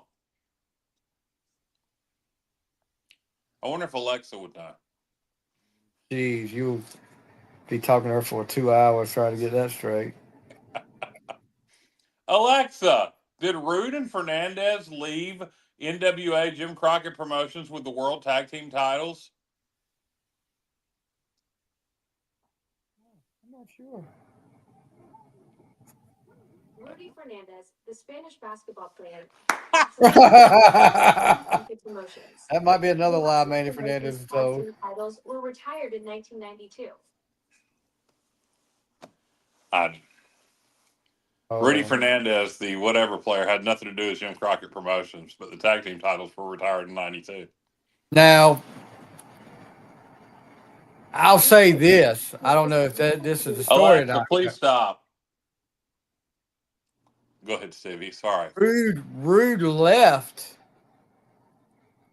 for WWF while they were still tag champions. Yes, I'm telling you, But he's hitting the bells with them. they had to make a phantom like video from a best of 2 out of 3 falls match where the Rock and Roll Express got the pinfall. They had to show that on TV and make it seem like they wanted the belts there. But see that they showed them celebrating after they got the fall, but they never showed the referee give them the belt. Right. So I don't know. He could have took it. But he left as half of the World Tag Team Champions. Google it. I'm trying to right now.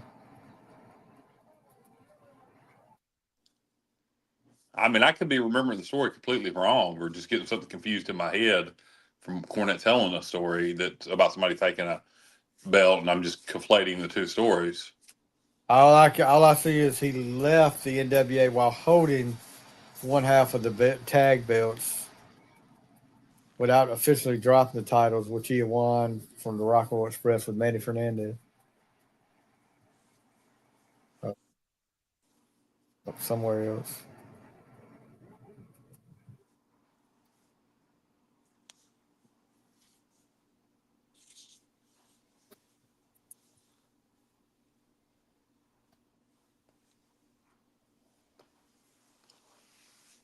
That's it. It just says he left as a member of the tag champion. He may not have. I may have the story completely wrong. Oh, Robert getting beat up this time. Usually Robert's the one who gets a hot tag.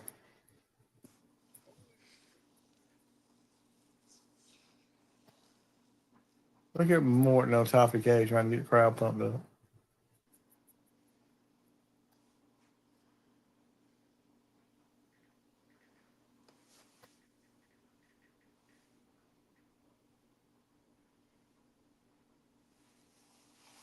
Anderson block. There we go. That's one thing.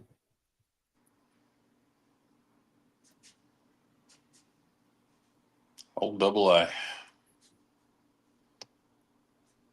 I'm not here. I'm not one to toot my own horn, but toot. I say that sometimes.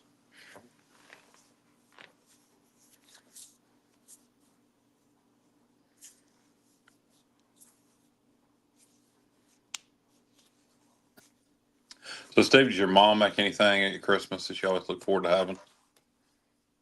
Mom, her homemade chocolate cake.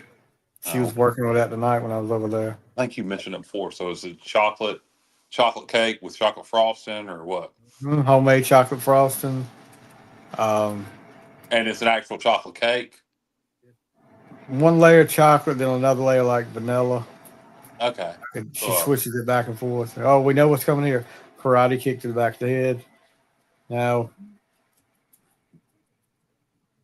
Up. She makes that every Christmas then.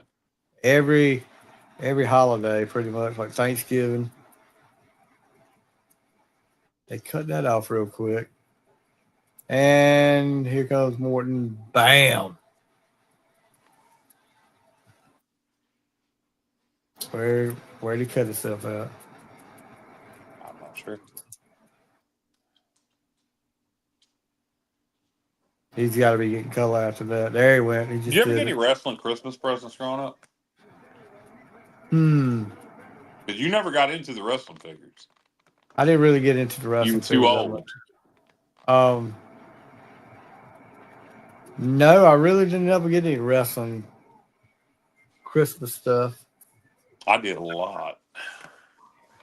Well, I know a lot of wrestling figures. If anybody has seen Kyle Barber's little room, he's got about looks like every action figure or wrestling figure from not hardly, dude. Not hardly. Not some. From what didn't you say you were missing? Modest. You were missing a couple of. Oh, the LJNs. No, I'm missing a lot. I got pretty much all the LJNs from 85 through 80, early 88, but anything late 87, early 88, anything after that, and I'm missing some of those. Anything after that, I don't have much of. Like the LJNs from 80, late 88, 89, 90, I don't have, hardly any of those. But the ones, they were sold just in Toys R Us, and then in 90 just in Canada. And so it makes them harder to come by after about 88. Ooh, Biden.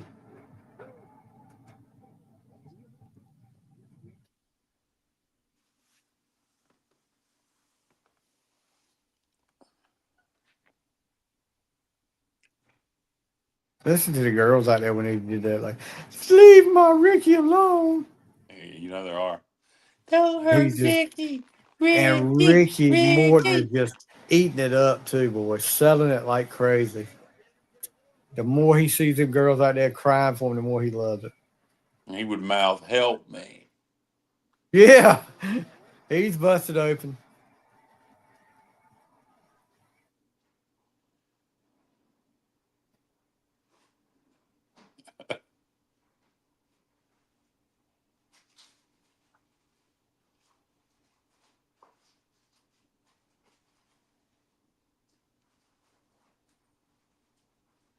Are you fighting back? He's got a crimson mask. If they had better bodies, Vince would have been all over them. Oh God, yeah. Said he Just think if they were in this part of their career 20 years later. Yeah. Gibson would be gone. Morton would be a singles champion.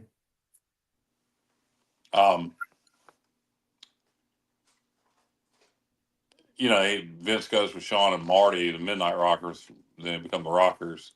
They had better bodies, a little younger, less Southern, and it worked out. Obviously, big for Shawn.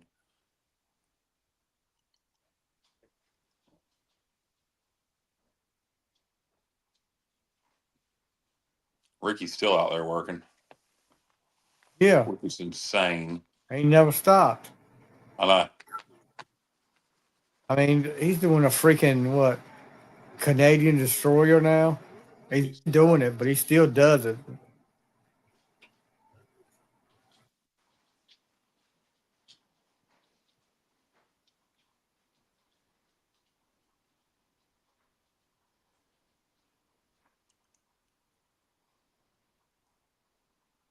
It's funny when you think about them in Smoky Mountain. They seemed like they were older then, and they really weren't. They were still in their 30s. Yeah. Because what year was it when they were Smoky Mountain?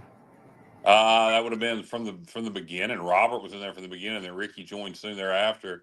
So at least late 92, early 93, all the way through the whole time of the promotion, 95. So they debuted Robert 92. And I'm not sure if Ricky joined in 92 or 93, or did Smoky Mountain start in 91? Robert was there from the beginning.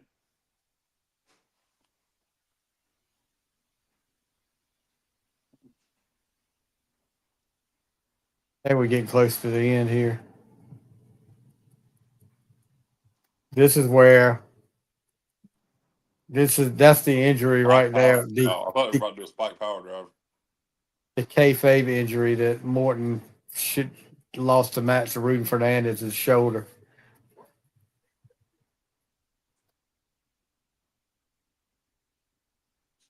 Oh.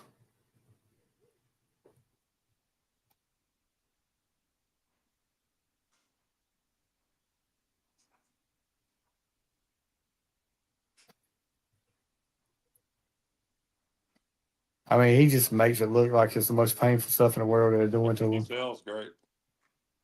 And to look at he really just looks like he's got a red mask on too. The crimson mask. Oh, knee lift.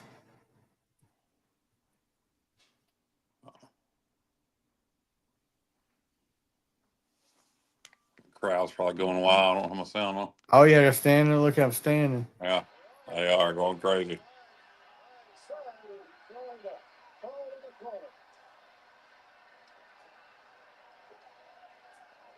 Tagged in Ollie.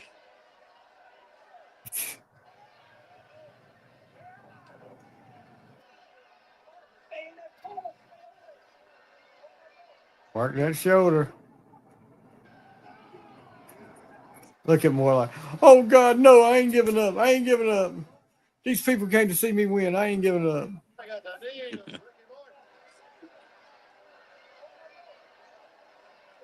This is a hole of the Andersons of what many matches with. We've seen Ricky Martin going to withstand this. It proves that he is the world tag team champion. Oh, he dropped it back away and starts again. What do you expect?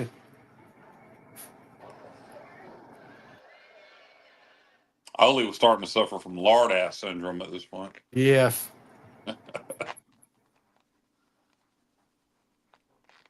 There's Ricky fighting back. Ollie with the uppercut. Boot to the solar plexus. I'm gonna whip him off, but Ricky can't even get to his feet, Bob. He can't even get to his feet. You need to throw in the towel. Look at that, Double A pounding his head.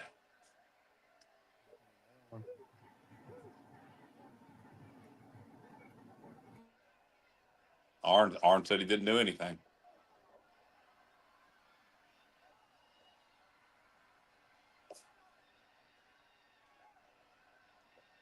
Ricky with jabs. So is he hitting his leg?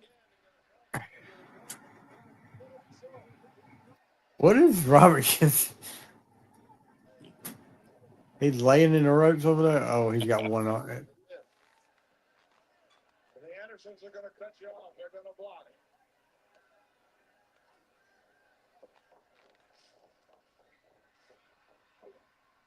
Ooh, spine buster. Best move right there. And that was a save by Robert Gibson.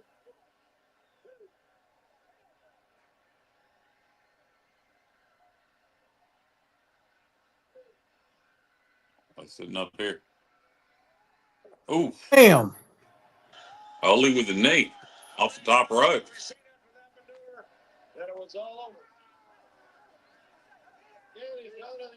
You know, watching it after I rented it, and I knew they didn't lose, but I'm like, how in the world didn't they lose this match? Because it wasn't booked that way, Stevie. I know. But still, it ain't gonna be no. I'll put it this way: they might win, but ain't gonna be no tossing of the Have you towels. ever heard, like, just an interesting question here.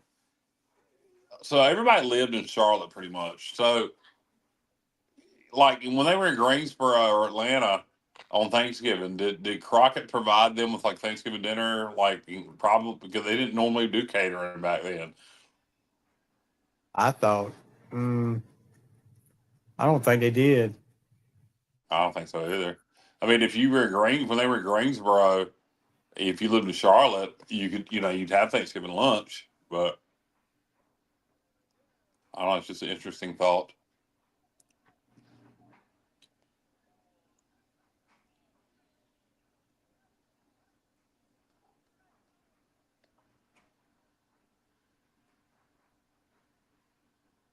Rock and roll.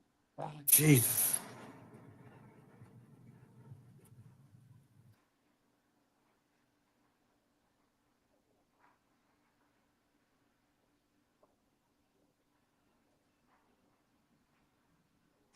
Ricky with the right hands. Because it seems like every time it's getting ready to get over with. Oh.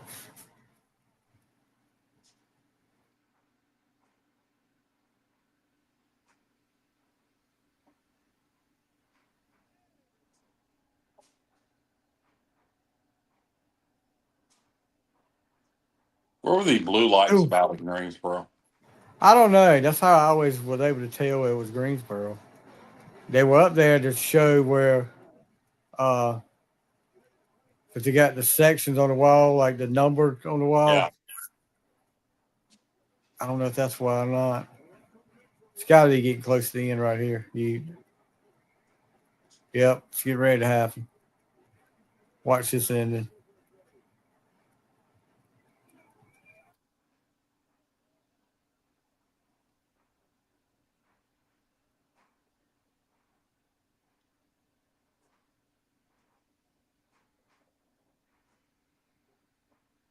A drop kick. Yeah, I remember seeing that. What a that crowd went nuts, but it ain't over yet, bud. The punishment ain't over.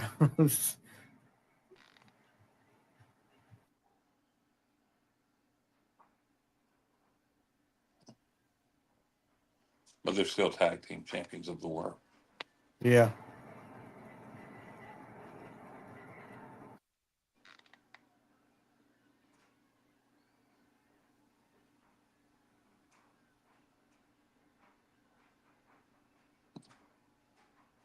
Winners Winners. was Roberts. I know, Ricky, I know you lost like 2 pints of blood, but I'm limping over here, bud.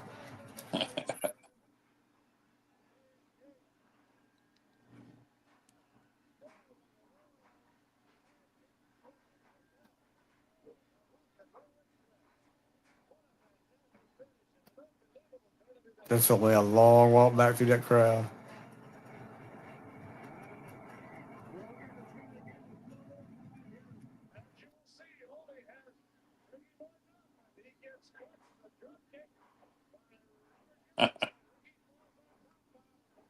So one more match.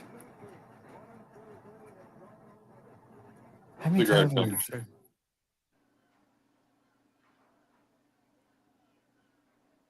My question is, how much blood did Ricky Morton lose in that match? Half a pint. Had to have a transfusion backstage.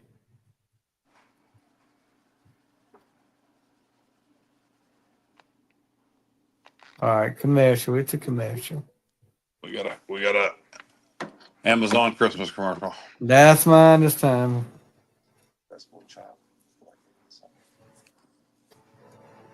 Weird how you don't get the same commercials, but I get it. Streaming. Final score to ECU games. You see it? No. 99-51. Yeah, Schwartz needs to go. Time for him to go. I got a Netflix documentary, Star Search documentary.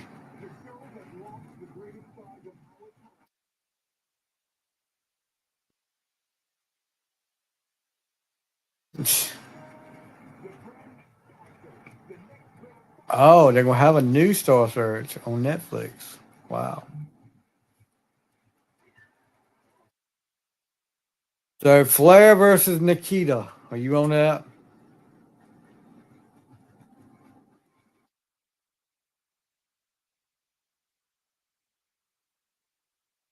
How died.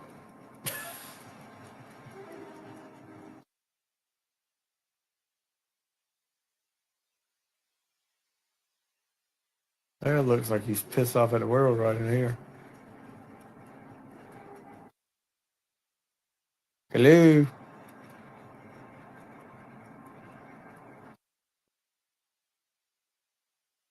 Them people are mighty close to that pyro. Good God.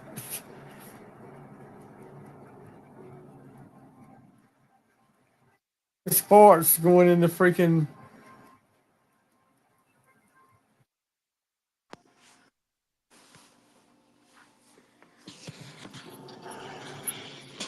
Yeah. Did you see that? No, I was distracted. The pyro went off pretty close to this crowd. And then there was little sparks looked like it's going in the crowd. I've seen that many times. I don't know why Flair's just standing there. He ain't even gone to the ring yet. There he goes. He's sucking it all in. Flair and Nikita. Tito just turned babyface, the unthinkable, because of his respect for McAteer. McAteer.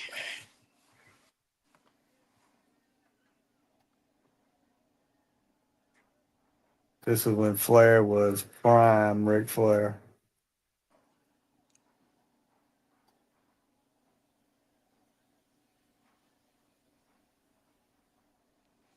That shirt say on that guy? No idea. NWA Wrestling, something banned.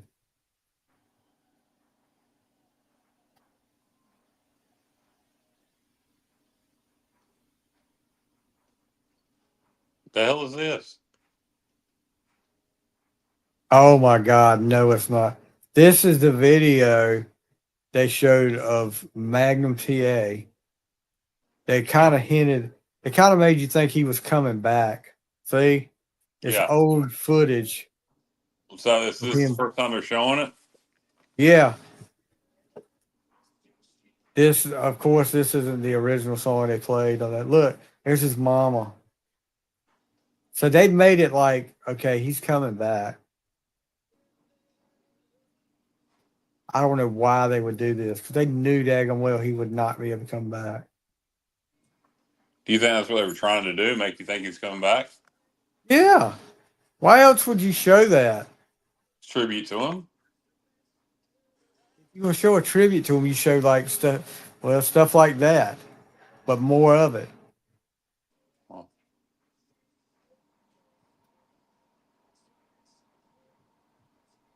But they said, if I'm not mistaken, I read that they were hoping that he was going to be able to come back. They were showing the stuff like to keep people maybe thinking there's a chance he would come back. Yeah, I would imagine if it happened today, he probably would be able to. Oh, yeah, I see that. Okay, like him running. Yeah. They did the Rocky 3 running on the beach and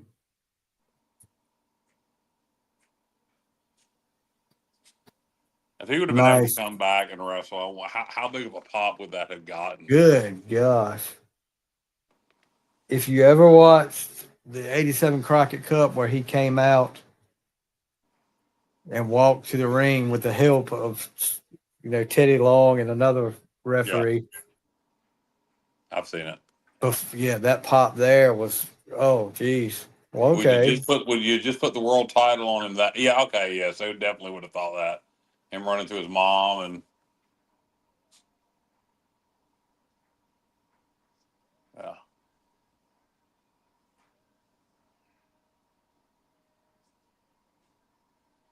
I mean, You why look else at him and you don't know why he can't wrestle. Why else would you show this? And you look at him and you there's nothing. Okay, why can't he wrestle? Yeah, everybody. If you didn't know any better, you're like, why? Why is he not wrestling?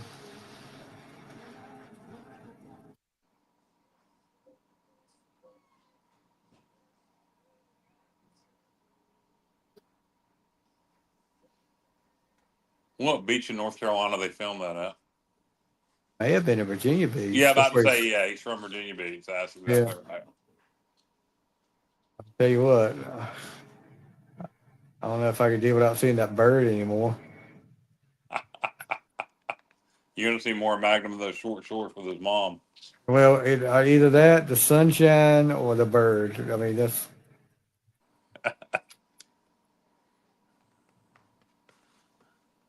I see girls that go to the beach and don't wear shorts that short now. I know. I'll show that again.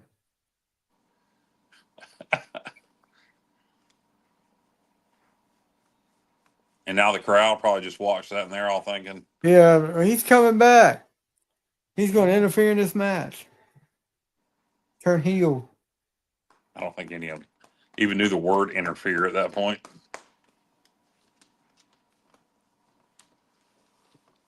I don't remember what I used to say. Maybe we did say interfere. Yeah, back in the day, they said interfere. Yeah. But Flair's already. Special effects right there. Yeah, what is this? At least they spelled Ric Flair's name right in this one. Not like that one when they spelled it RICK. Oh, there's the traitor. Uncle Ivan interfered in this. I don't even know if they were in the same location though.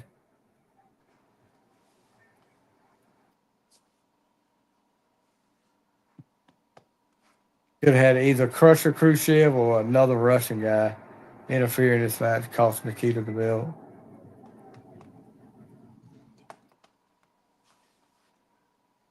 Maybe Boris Zukov. He's from North Carolina. Private Daniels. Yeah, he's from North Carolina. Yeah, he is. By way of Russia.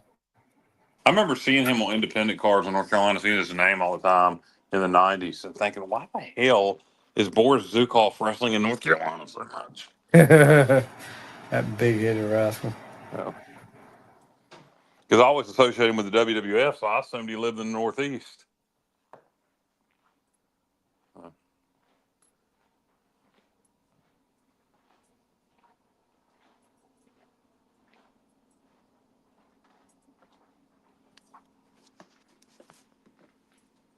All right, nobody's saying anything. Shivani's like waiting. Shivani's soaking it all in.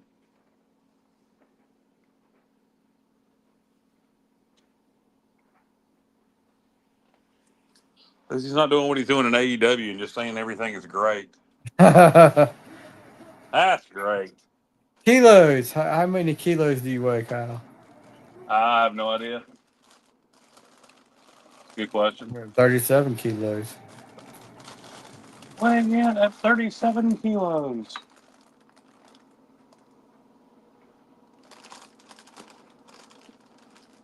How many kilos does this guy weigh?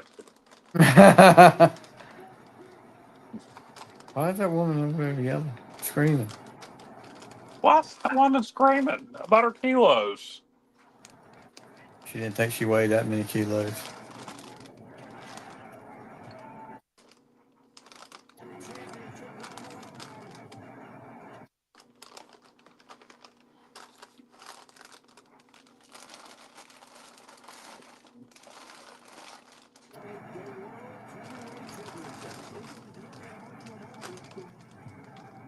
Check his feet. Check his feet. So at that time in '86, how much WWF did you watch? I would see a show maybe every once in a while at lunch on Saturday, and then the Saturday night's main event. That was all that I had to offer. Right. I was soaking in any kind of wrestling I could by then, though. Didn't matter. So where was Superstars airing at 12 o'clock at that time? WCTI. No, they were showing it at 7 o'clock. Unless they initially showed it at 12 and switched it to 7. They showed it initially at 12. Well, they showed it for 12 for years, so they must have started it at 12, moved it to 7, then moved it back to 12. Yeah.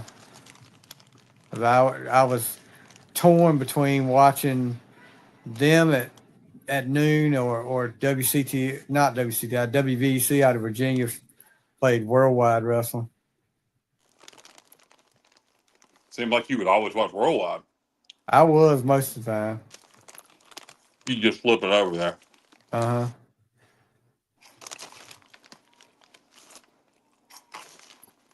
Worldwide was the number 2 syndicated show.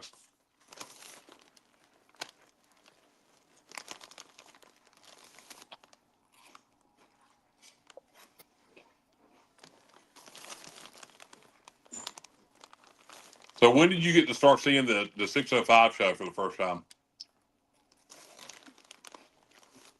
92. Did you see it at all before then? I mean, I would see it at friends' houses. Yeah. But not, we didn't get that big satellite till 92. But it didn't Again, matter. huh? As long as you had Pro, you could keep up with everything. Yeah. That's just some stuff you wouldn't see. Oh, they just messed up there.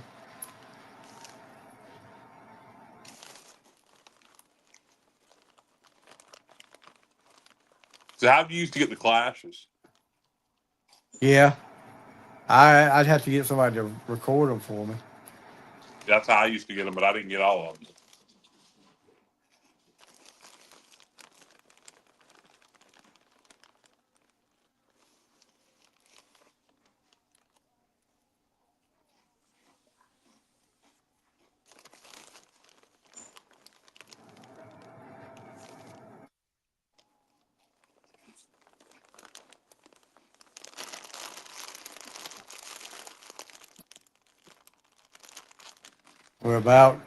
It's getting closer to that wardrobe malfunction too, Kyle. I know you're getting pumped up for No, I'm that. assuming that's edited out. I don't think so. I think me and you watched it on here before. We couldn't believe it wasn't. Blair is being PG, rated PG on that. You're going to get your butt kicked, you son of a gun. That is PG rated Flair there. Because he knew it was on closed circuit TV.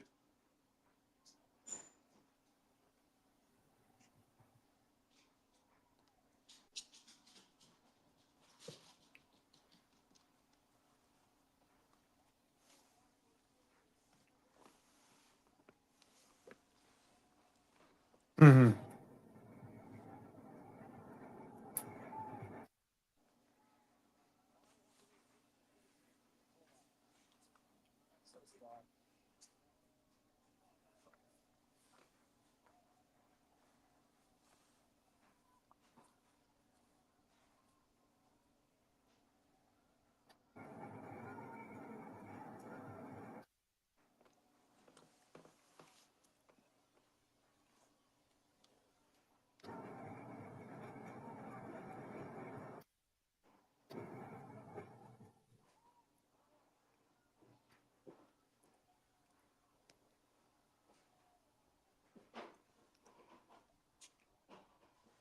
Nikita with the big scoop slam.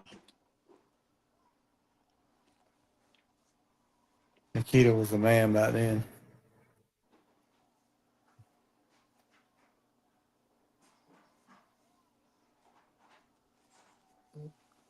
He was over there as big as he was ever going to get over. Yeah. He But lost a lot of his aura when he left and came back. yeah, he had lost that muscle tone too from working out all the time. Yeah. Yeah, he lost a lot of his muscle. Definitely.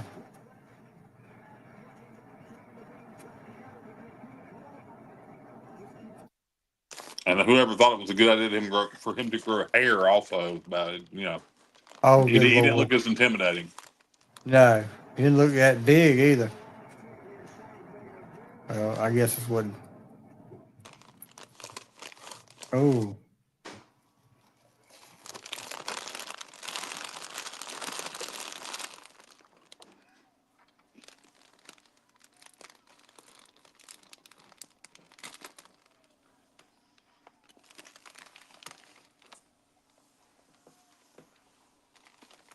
Yeah, I'll give you one more. A dog's that begging. doesn't look too. That doesn't look too great right there.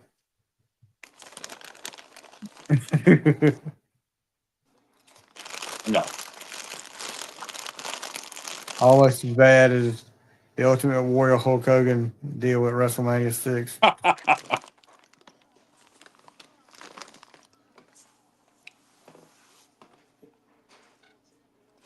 I remember that was the first pay-per-view I got to watch live. Went to my mom's boss's house and watched that.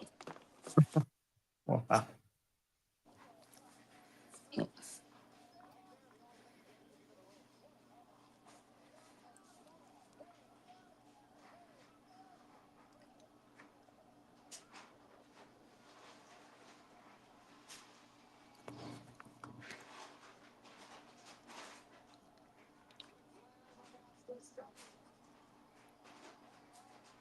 Flair showing off his strength. Bam.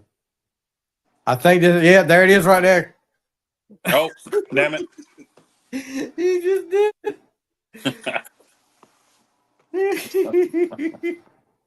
Nikita with a wardrobe malfunction.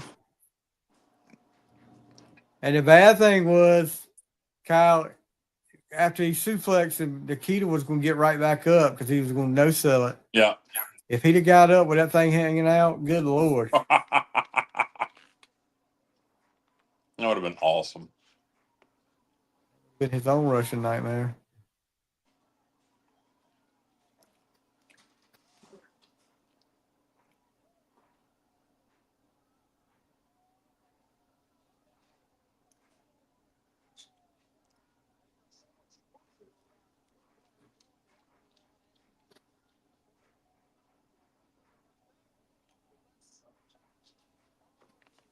Yeah, he was wearing his singlet kind of small. It was like I was borderline running up his It's ass. pretty tucked, yeah. Oh, gosh. No, Nikita, no. You look at it, you can almost see the damn thing trying to pop out again. Yeah. If I'm Tommy Young, I'm like, after the match, you need to wear something a little better constructed than that. Yeah. That actually fits, Nikita. We're wearing a Russian gymnast leotard.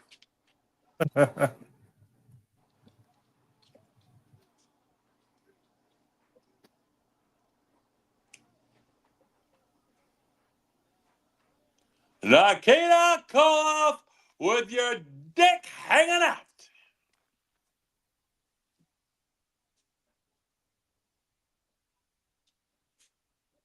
Here we go. The Like, Russian hammer. yeah.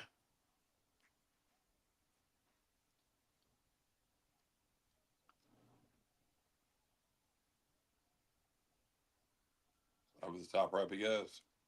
Yep. Let me see that thong. A thong, thong, thong, thong. Lord, get the camera off of him. Jeez.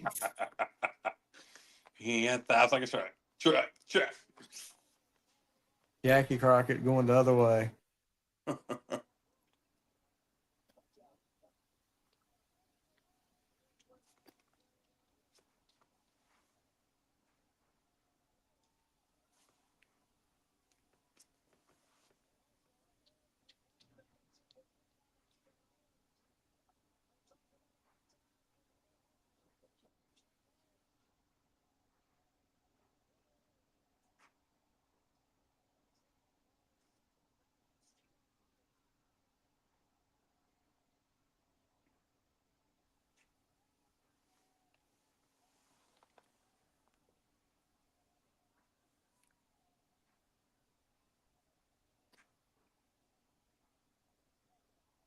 Boot to the knee.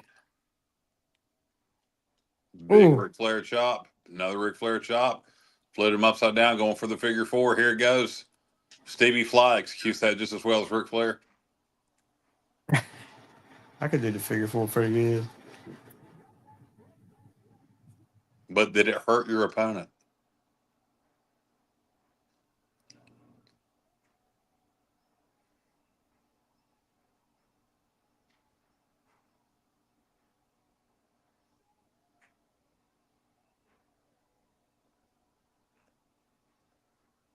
He's grabbing the top rope. Classic Ric Flair move. Yep.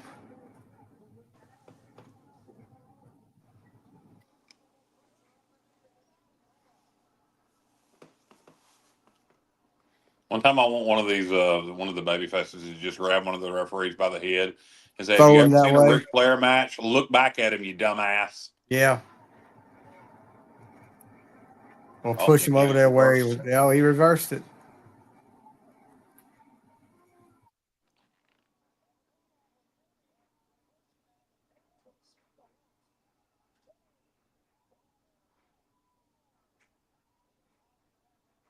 Nikita's selling it, boy.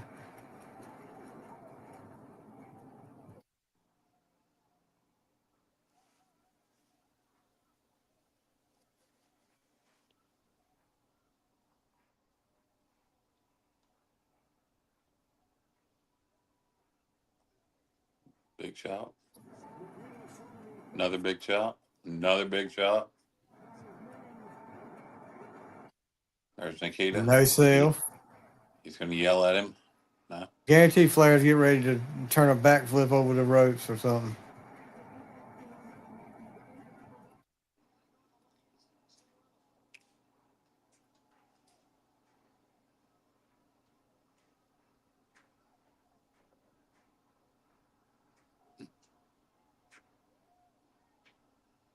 He's begging off. No. No.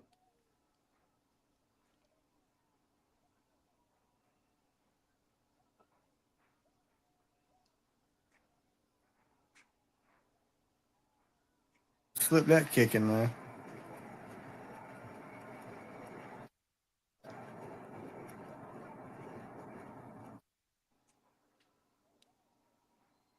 For Nikita outside the ring. Looks like he's reaching up under the.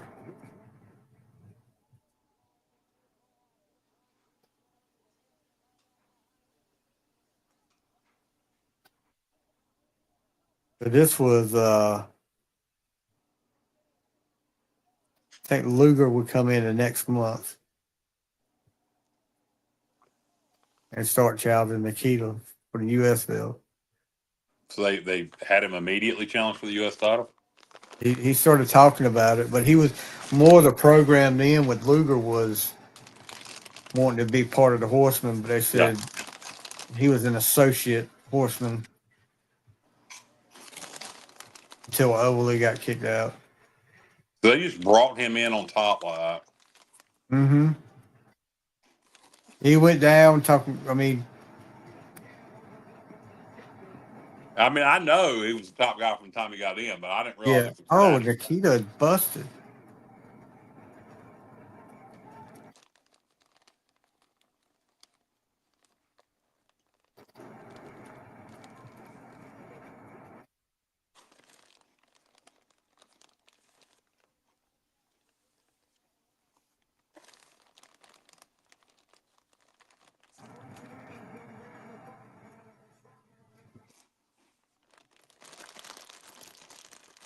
I did that to my brother one time in the house, and the whole house shook. I thought it was going, and I honestly thought I had killed him. Did you hurt him? Huh? Did you hurt him? No. He was all right.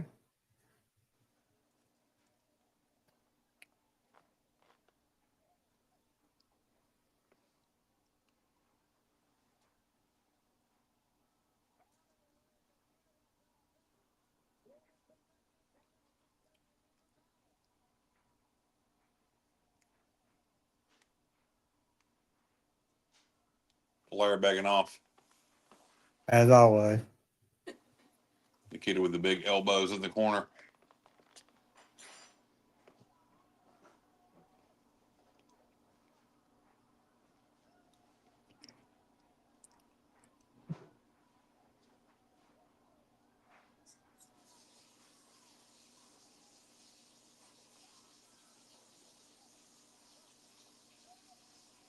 You know, this would have been the perfect opportunity for somebody to beat Flair for the belt because none of the Horsemen are there.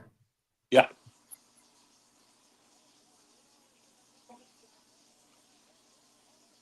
Wonder how much thought they had to put in on Nikita.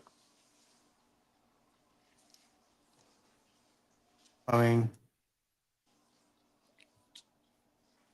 He was over. yeah. That was a huge pop the night he joined Dusty. Is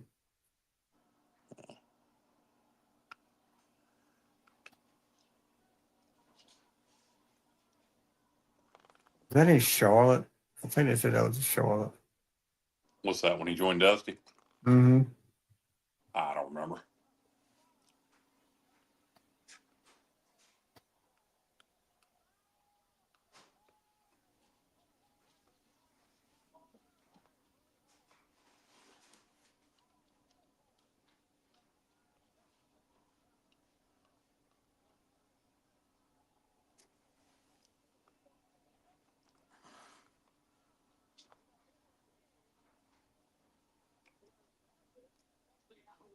That chair's got a dent in it. Of course. Do what?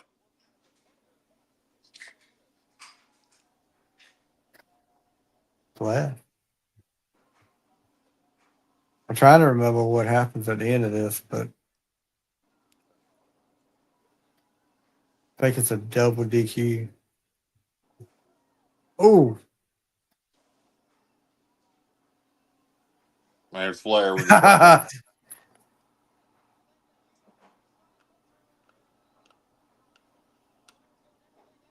Oh, this was he should have done low blow right there. The classic Ric Flair fall. Yeah. Uh-oh. Oh Referee took his God. line.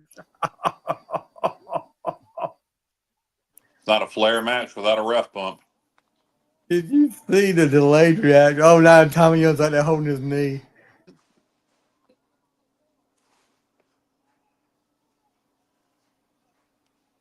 You seen the match where he really got hurt, didn't you? With Tommy Rich and Mike Rotunda. I mean, I probably Where have seen it, but the lights go out. I don't remember, honestly. I don't think I have. What was it, on a glass or what? No, it was like a NWA Pro. But Tommy Rich is over there like kicking him, like, get up, what are you doing? And he's really hurt. Up.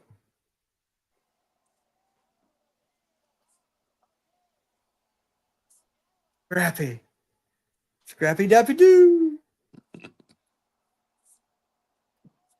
All right, when's Teddy Long will come out here? Well, he must have been in the other place.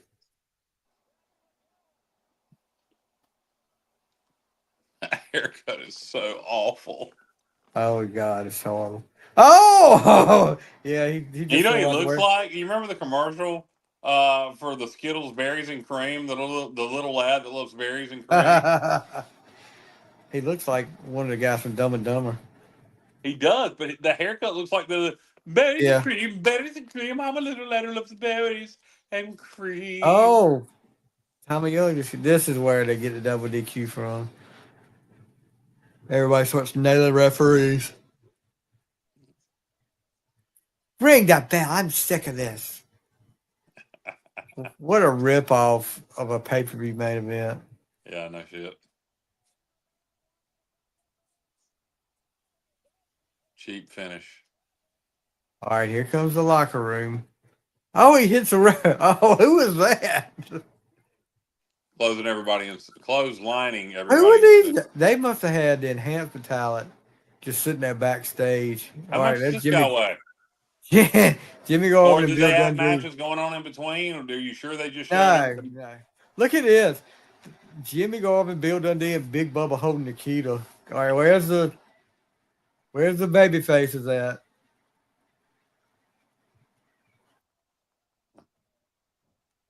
Got to be Brad Armstrong coming. Yep, there he is with a curly Q. And Jimmy Garvin goes right for him. Sam Houston's about to get hurt climbing in the ring. The wrestlers is tending to a referee down there. Just laying on him.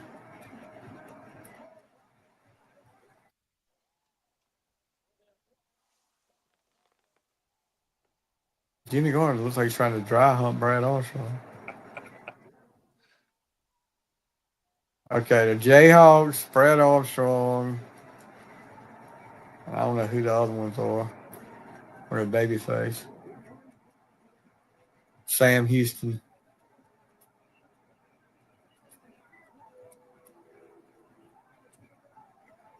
Of course. Ronnie Garvin, okay. They can't let it go. Once y'all, who is the guy? Is that Grizzly Smith? Maybe. You see any 12-year-old girls around? I was ready to say, if there's a 12-year-old girl around, it's definitely him. Yeah. You see him standing there, the big tall dude? Yeah. Was that Dutch? I think it's Dutch. Yeah, that is Dutch.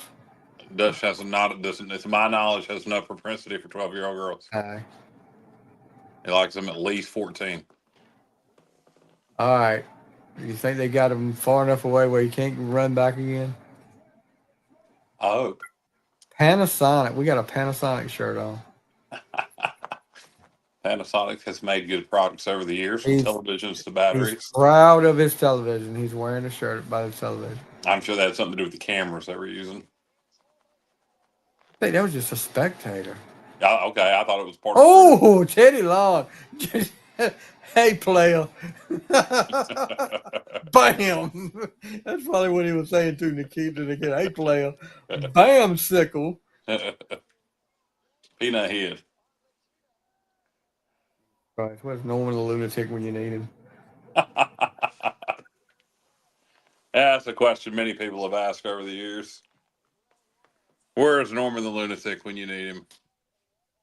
Well, guys, we've come to the end of Starrcade 86 4 hours later. About the length of an AEW pay-per-view. Jesus Christ. Exactly. And this guy, geez. All right, Stevie. So next time we're going to choose a shorter event. Yes. And also one I'm more familiar with, because to be honest with you, outside of the Skywalkers match, I remember spots of this pay-per-view here and there, but not much. So maybe we'll pick one. We'll have to let you pick one that you're more familiar with next time. Yeah, we'll do really anything older than this. Maybe we'll older or newer. How about newer? Newer. Yeah, maybe we'll do I don't know. Something interesting. Maybe something neither one of us have seen. Maybe we should do like a Madison Square Garden card, just a random MSG card from the WWF, something like that. We'll have to try that. This guy though, killing me. He's trying to be Tony Schiavone. All he's got to do is grow a mustache, and he's like Tony Schiavone's younger brother. Yeah, you don't need two Tony Schiavones. They sent him back to Kansas City. Lois would barely need one. But they sent him back to Kansas City, and he's never heard from him again. Yeah. Uh-oh. The fancy laser. Oh, this is the highlight thing. But they're not playing Far From Over by Frank Stallone, so I'm not going to watch it. It's just not the same without Frank Stallone. No. All right, guys. That's going to do it. Next time we'll have a shorter event, but one we haven't really seen, so we can be surprised. But oh no, we may do one we have seen. We'll do something else soon. I enjoyed it. I just wish it would have been something I would have been more familiar with, so I could have commented more intelligently versus just watching it. Yeah, you did fine, man. I appreciate it, Steve. Oh, all right, guys. As long as all 5 of our viewers were entertained. Yeah, all 5 of them, maybe. But anyway, people will watch it later. Watch along with us later. That's right. All right, you guys have a great night, and everybody out there have a Merry Christmas. We'll see you next time on The Fly.